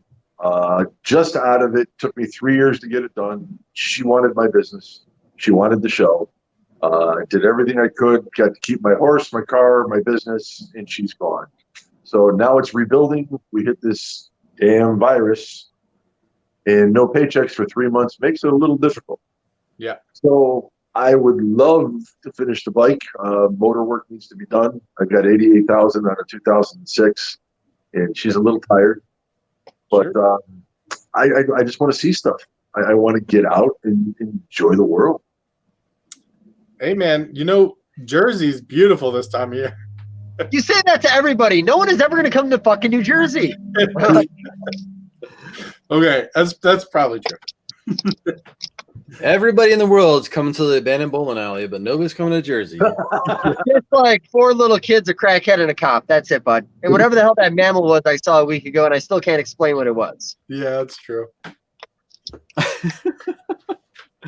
Oh, man. Oh my goodness. Did we peak? I was just about to say, I think this is the peak moment. So, Do you want me in? Finally. Oh, What? Look at this guy. Oh, those are not tears of joy, guys. I have been crying the entire time. Not by choice. You look 10 years younger, by the way. Oh, yeah, I feel 10 years younger. Really sweated out all the bad.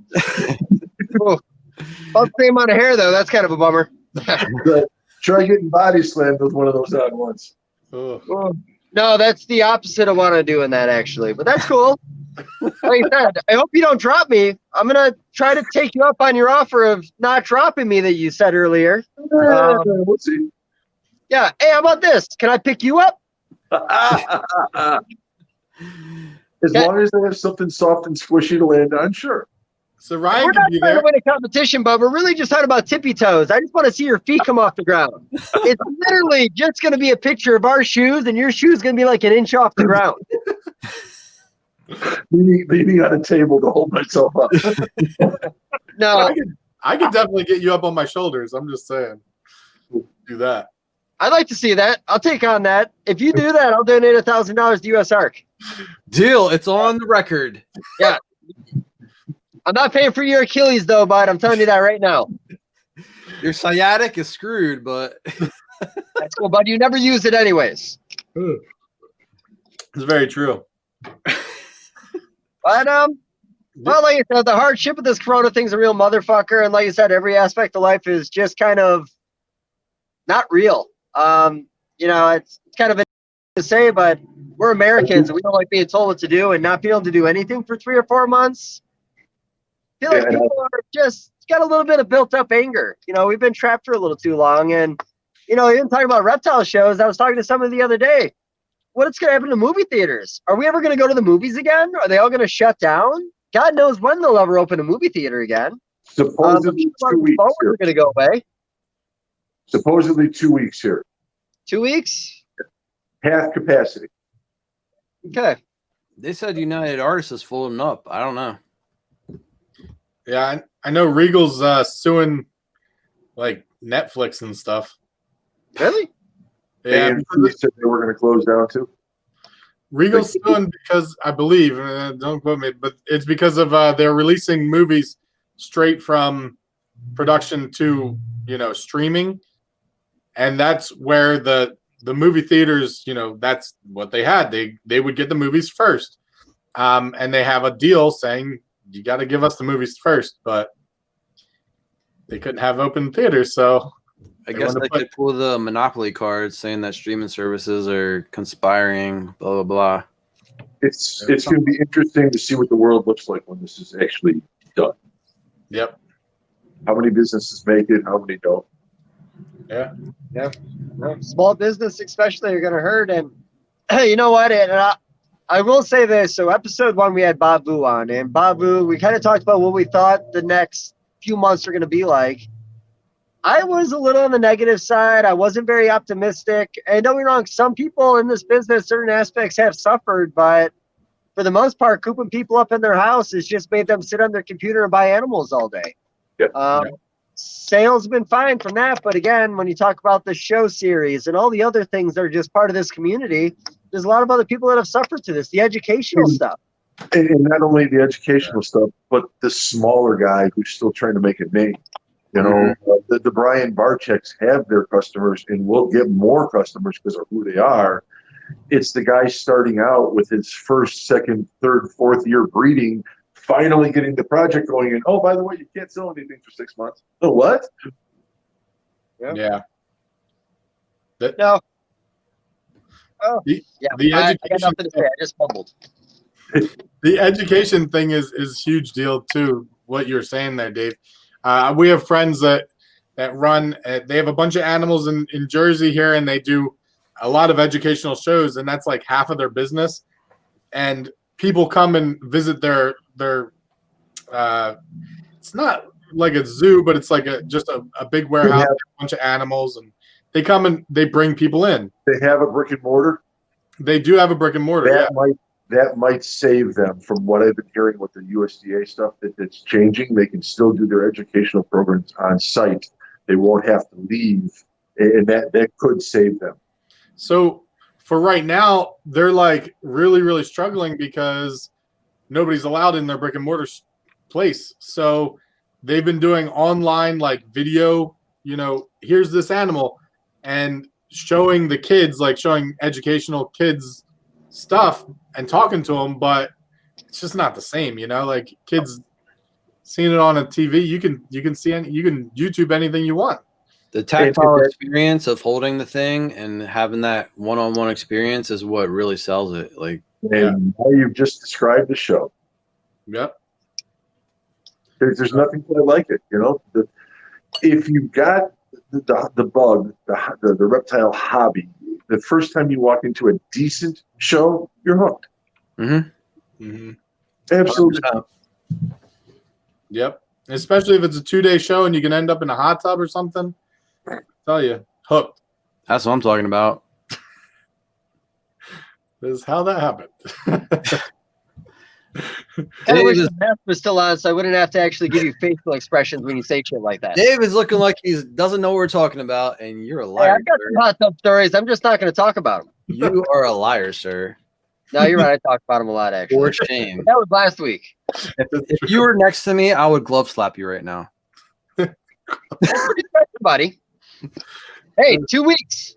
Come on out, man. We'll get some slapping. I'm ordering my leather gloves right now. I think that we should do that for sure. Amazon Prime. I got brass knuckles if you want. No. Yeah, I just Don't- need him don't to make us defend his seem like honor. we're the That's all. tougher than we are right here. Yeah. You- Brass knuckles not necessary. I guarantee you, Oh, if I always hit Ryan right, he's going to cry. Always necessary. Whoa. They're gonna be tears of joy, buddy. Tears of joy. I got no comment on that. No comment. No comment. And I win. It sounds like you need a SNN mask when we start fighting next week. I already told you my mask has a zipper. Like, you know what I mean? Yeah, zippers are dangerous. I don't even understand the zipper concept there. Maybe some Velcro. I don't know what the fuck man. they were thinking. What would you Yeah. guys do without me? Seriously. I don't know. Talk to Ben as much as I talk to him now. Well, That's fine. I feel If like anybody's looking for a co-host, I'm available. Just putting that out there. Hey, I think it was like 2 weeks ago. You kind of made a hint that I was off the show. So, just a little bit you back. No This is way. really, No I'm way. going to go ahead and say it. This fight right now is as real as Scott's wrestling. October, Tinley? Is that what we were talking? I think like October. I'll come to you. Listen, 1 inch. 1 inch. Like, my name isn't MJ, okay? And 1 inch did I isn't say a lot. MJ? guys, 1 inch is good. 1 inch is not. There's nothing wrong with 1 inch. What does everybody keep saying? It's all about the motion of the ocean. You know what I mean? Like, Wait a minute. Have I had this conversation before? Was this last week? Or did I have this conversation? God. No, wait a minute. We did talk about this. Yeah. I'm not going to get into it. Wait a minute. When did we talk about your penis size this week? Is that a messenger? Could have We're been. going to the ocean thing. We've been here. hold Yeah. on a second. Are you guys talking in a private chat? No, you just don't read all the message in our group chat, bud. I thought we were all group chat and you guys got a side thing going on? Hey, trust me, there's no side thing, bud. You're just Wow. lazy. You got to pay more attention, man. The Oh, fine there's print. a I factor. thought we were More all. than 4 words, and you're too lazy to read it. That's the problem, buddy. I know. It's fine. It's fine. You and Ben are best friends. That's cool. So Hey, what's up, Tiny? Let's go wrestling, man. What's up? Riding bikes? What are we doing? Snake Road? I'm in. you know what it is? This guy just knows how to play a crowd. We're never this bad to each other. I think he's secretly instigating this, and we just don't realize it. That could be. So, I'm just is- like, why is that you guys have your fun? That's all. He Yeah. greases the wheels. he's a wheel greaser. He said it himself. You know what it is? Because he's the toughest guy that's ever been on the show, so we're just trying to impress him right now. Yeah, that's it. I have a wrestling match outdoors on Saturday, and then I have a pavilion show the 21st at King County on Sunday in 2 weeks. You're wrestling? I just started working on a tag team, actually.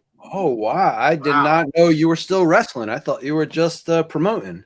No, I get out, I do a bodyguard bit, and I've got a guy who wants to tag up with me, which makes it a little easier on me. No big falls or anything, just coming to beat people up. That makes me feel terrible because my back, I'm like, 15 years younger than you, maybe. And like, I could not do it. My back is so jacked up. So I was 460. I was on 17 different meds, including Norcos for pain. I am off of all of them. I still hurt, but I'll tell you what, man, just get to a health club, start getting healthy. It makes I had back surgery, and my back hasn't bothered me since I started this ride. Wow. Wow. I have a friend that's gone through the same thing. He actually used to be a wrestler. His name is Walter McDonald, and he was in the circuit. And got real big and just recently lost a lot of weight, and he's like starting to go down that journey now. So yeah. It's just fun for me. Wife and kids got in the way, and I didn't get a chance to go play or work circuits. And now I'm considered a vet, but deep down inside, I don't feel I've earned that yet. So I think I'm still trying to earn that. Right on. That's awesome, man. As screwed as the reptile world is, wrestling is worse. Well, I believe it. I believe it. I'm not gonna argue with you on that one. This is all, yeah. So, when it comes to tag teams in wrestling, what tag team involved a 7-foot tall guy and like a 4-foot tall guy? We're not talking little people, because Ryan makes me call them that now, which sounds more offensive than just saying midgets. But okay. What's the smallest partner you've ever had in a tag team, and did you ever use him in the tag team? Well, we're back to my promoter thing. I was never allowed to win. I was the whipping boy. I have never pinned somebody. I have never won a battle royal. Nothing. Wow.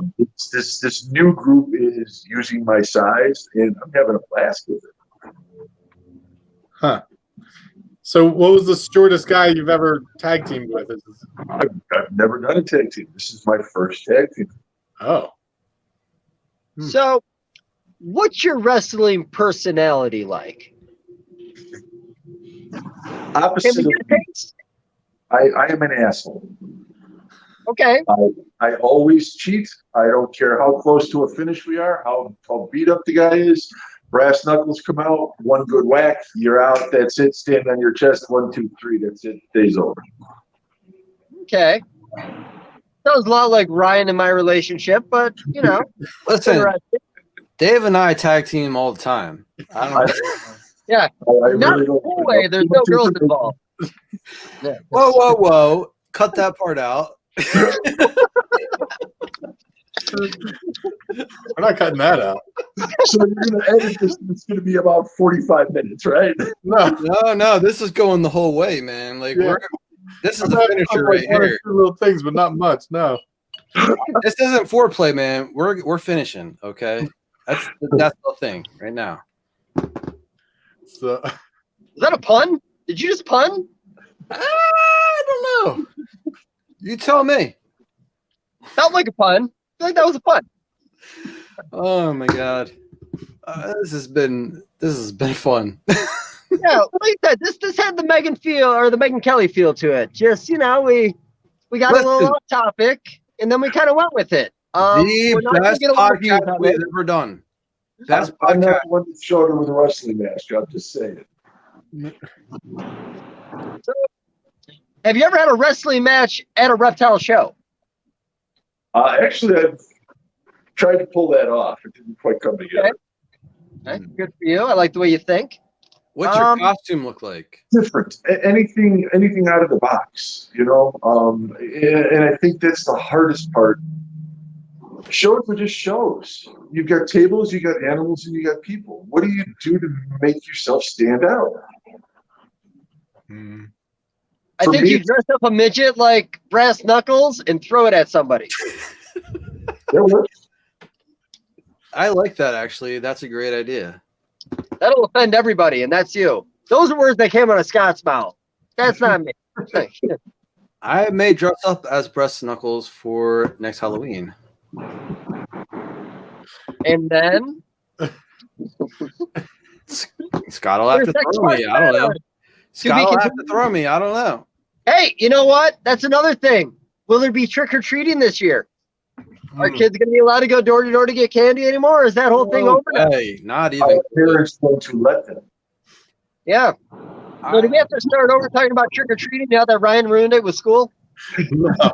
I enjoyed that conversation, if it ever happened. Listen, trick or treating is fun. Let's do that. Yes. But honestly, I don't see how they're going to let him do it. You would have thought the scary, child abductors would have ruined it, the razor blades and candy, but no, some disease that is real. It was actually the weed edibles that everybody's giving away to kids. That didn't help either, but it didn't stop Halloween, buddy. In fact, it just made the trick or treaters get a little older. You're on the wrong side of this, man. It doesn't matter about the kids. We get to take back Halloween as adults. Okay. This is an adult Halloween. We all get to dress up. We all get to run around. We give out beers instead of candy. It's all good, man. I don't really hate that idea. It's great.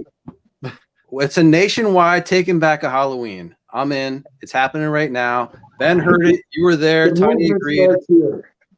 Yeah. So you know what's going to happen, though? This could be good. We need to get a beer sponsorship that's going to be willing to make beers this big. So you have to go door to door and drink thimble-sized things of beer until you're drunk, and then you go home. Oh, my God. I got a little shooter White Claw. We're good to go, baby. No carbs. Yeah. Ben can bring his really big mug, put a couple drops of beer in it, do like a really crazy chug or something. It could be amazing. He had to go to 150 houses to get that beer stein full. Like, that's commitment. That is commitment. I And apologize. then it will be a mixture of all different beer too. Yeah, Oh, that's true. That'll be delicious. I'm in. Let's do it. Cool. But All right. I don't want to cut it short. I mean, we can keep on rambling. I don't really know if we're because I will say one thing about the podcast that I feel is really awesome is we always give a little something, and people have talked to me and said, Chris talking about pushing sperm plugs out of a skink help my animal. Manny talks about that, and I've had various other people, but I don't think anybody's going to really get anything out of this one. And what we're doing right now, I feel we're just dumbing people down. Like, I'll be honest. Whoa. We're giving nothing back to society right now. We just invented adult Halloween, okay? We did just involve, or we did So do that. I Shut will do your that. damn communist mouth and go back to Russia, all right? Hey, I'm not trying to say we're not having Christmas, asshole. I just said Halloween's going to be tough. All right. Well, I think we should call it. I don't know. But it's a fine time to wrap it up. I'm with you, Dave. I know you I got to get totally back to know. the house. I wouldn't say it's a good time to wrap it up. I love it all. I will say the battery life is getting down there. It's a very thin red line, but I just feel bad for Ben right now. He's got a lot of fucking editing to do this week. He never has to, but Yes, this he is a real motherfucker for you, buddy. No, that's Ben's bit. He wants to make people feel like they should feel sorry for him, but like don't fall into the trap. He's fine. Well, no, he admitted he hardly takes anything out, but It's a Jewish thing, man. You wouldn't understand. Wow. On this yeah, one. he's gonna lose his show circuit over this. He's gonna lose his teaching job. I'm gonna be okay. For the record, I'm not a teacher. Oh, For but you work at a school? Oh, are you a lunch lady? Listen, you can infer whatever you want from my comment. He is. Maybe I just hang out in school parking lots a lot. You don't know. Whatever I want to be is what it is. I'm really happy we made it this long, guys. I'll be honest. This moment right here was the most important moment of the entire podcast. I'm just gonna put that out. Oh my God. Well, Scott, you know what? I don't know you, and unless you go to Tinley, I'm probably never gonna see you, buddy. I'm gonna just say that, and I will. If those guys are willing to drive me, I will come down to the show the weekend at Tinley just to say hello. If I do set something up, and I do bring in animals, we'll set something up. Barcheck will usually a van or something to bring people over from Tinley. I don't know what it'll be, but you're more than welcome to come out and check it out, man. You'll get behind the scenes. You won't have to deal with the lines. At Wheaton, I got a little room, a VIP room. I had a sloth. Supposed to have an eagle out last time, but canceled. Just different shit. I tried to set up an area for YouTubers and so forth so they can do a little bit of a live bit that's quiet. That's awesome, man. Wow. Do you take requests?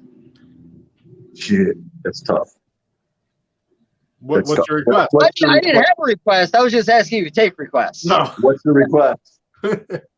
Yeah, one big selling point of you being on here is they're like, you know what, this guy? He's like, you call him at 3 a.m. and tell him you need a monkey. At 3:30, you got a fucking monkey. That's true. You are the guy. I just know people. That's all. That's fine. That's important because I don't know them, and I want a fucking monkey. Yeah. You can't have one in Illinois. They're illegal. I live in Missouri, buddy. There's There you go. nothing illegal in this state. There you go. So I need a slow Loris at 4:30 a.m. in New Jersey. I can get you a Where sloth in- for 40 grand. Oh, what?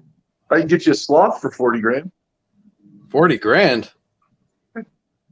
Uh, That's steep. I don't know if I got that kind of cash liquid. I'm gonna have to sell some stocks. I don't know.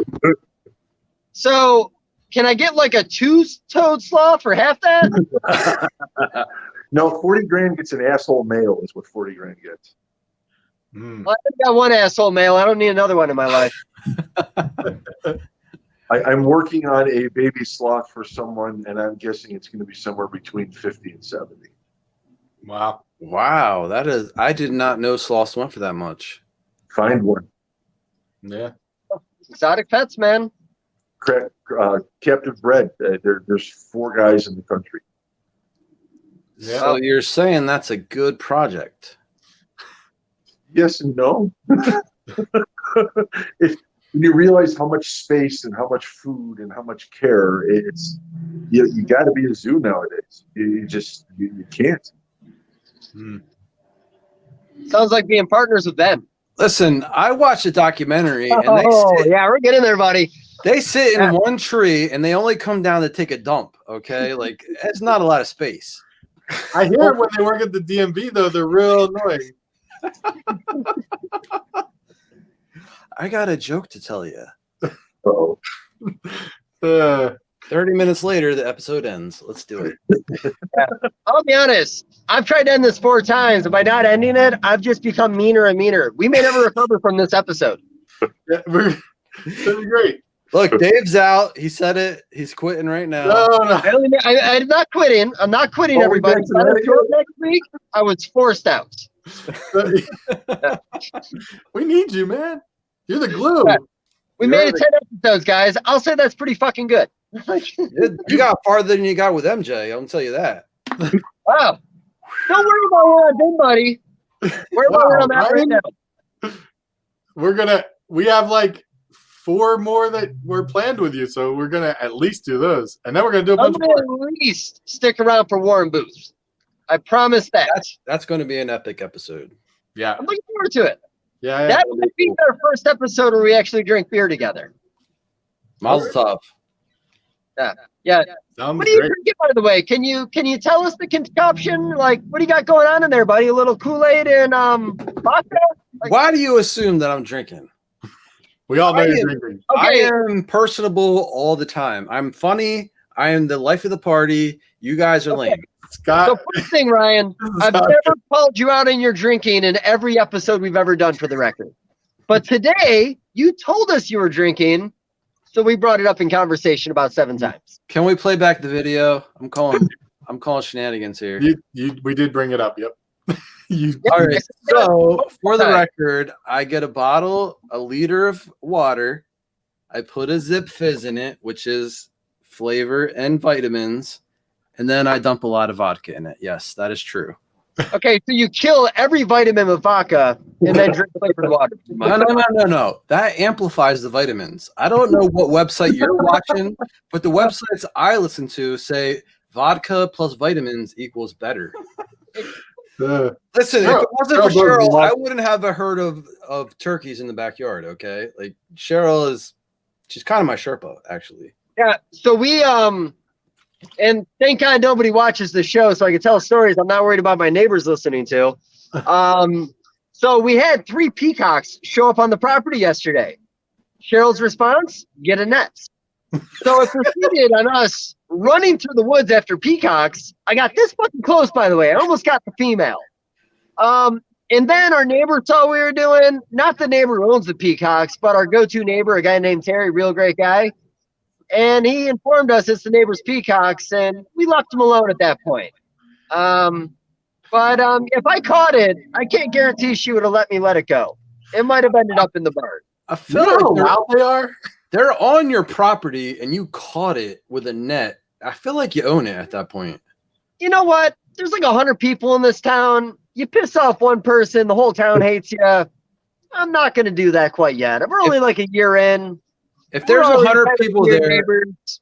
if there's 100 people there, there's one cop and I feel like they're not going to miss one person.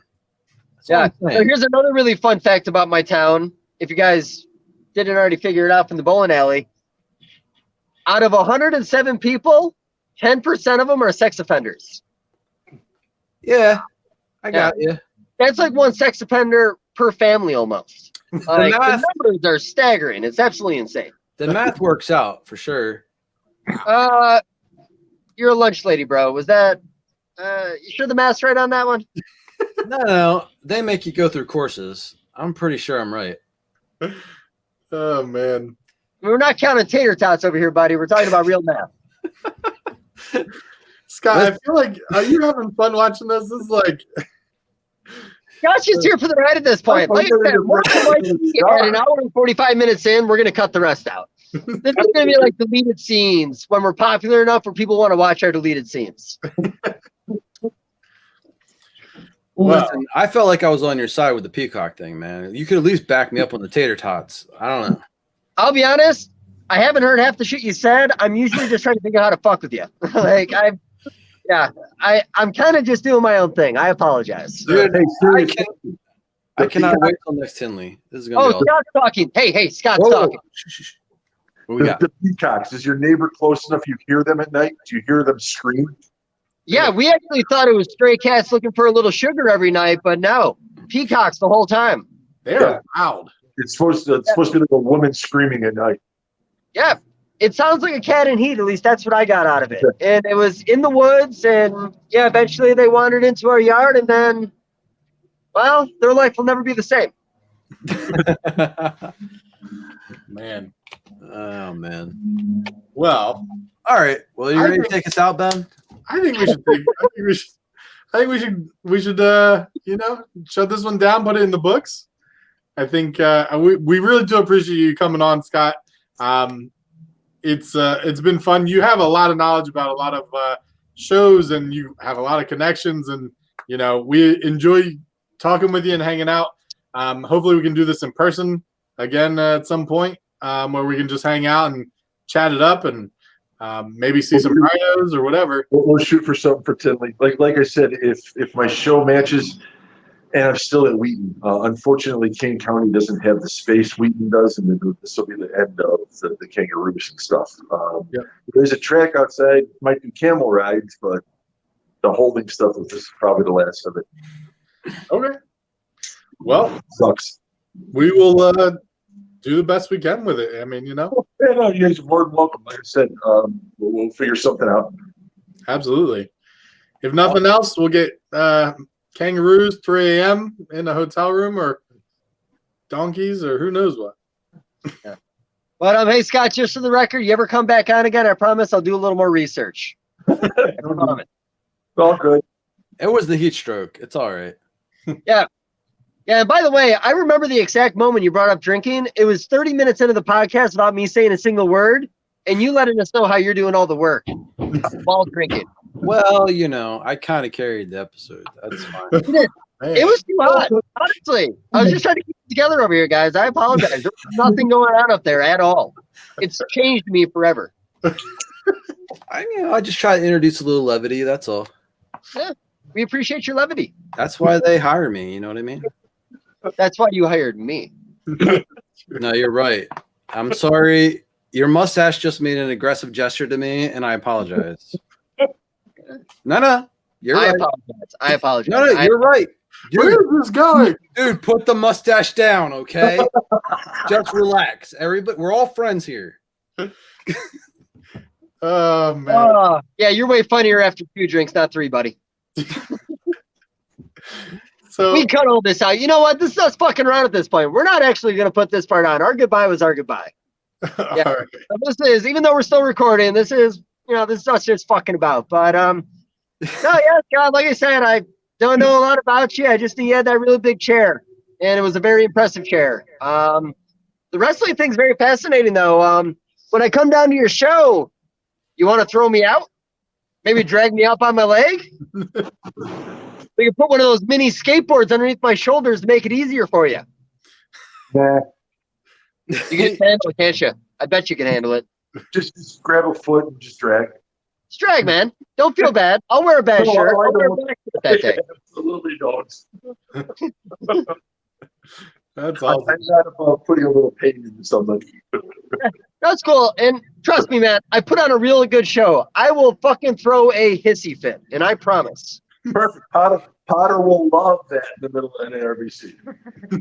Oh, that's not good enough for your show. That's any RBC level? Yeah, for sure. For sure. I gotta have time to spend with you at my show. I'm everywhere. Yeah, Yeah, everywhere throwing me the fuck out, man. You're doing that for the people. yeah. Oh, man. So No. outro. Are we ready for the outro? Nah. Are you ready for the what? Outro? We doing an outro? We did an outro. This is fucking about an hour now, man. Didn't you guys say Listen. goodbye like 5 minutes ago? Smash the like button, hit subscribe, turn the notifications on, leave a comment, tell us how awesome we are. Dave, your mustache is awesome. Tiny, the beard, the big guy, beat him up at Tinley. This guy, super Jewish, right on. He was talking about me for some, Good show. I'm putting Hey, that you know Ben. what? He put it down here. It counts too, I'm putting buddy. that We're all in different places on our screens. Well, I got Ryan right Put here, and I that got Ben. Scott right here. Am I doing this wrong? Am I wrong? No, you're Wait, no, backwards. everyone. There's nobody fucking over here. It's a There's parking lot. nobody over there. Yeah. There's a That's parking lot. what's happening. There That's you go. There you That's- go. it. Yeah. That's That's like that cool. thing where you try to do this, but you get all mixed up. Yeah. That's wrong too. I don't know what the fuck I'm talking about. Look, thanks for watching, guys. We appreciate you. That's all. Ryan, we already closed it out. Ben did the closeout like 15 minutes ago. That was a false closeout you just did. Look, It was a that's- nice one, but it won't Look. be used in the episode. That's great. I gotta pee. Peace out, guys. I appreciate you. Priorities. Scott, thanks for Thank coming you, on, Scott. really. Hey, anytime, guys. Thank you. Yeah. You're the best, man. And hopefully your show goes off well and things start opening up for you. I'll figure it out. There's always a way. Always second gear. Right Oh, on. absolutely. Oh, sweet. Cool. All right. Be All safe, right. buddy. See ya. Thanks, Ben. Have a good night.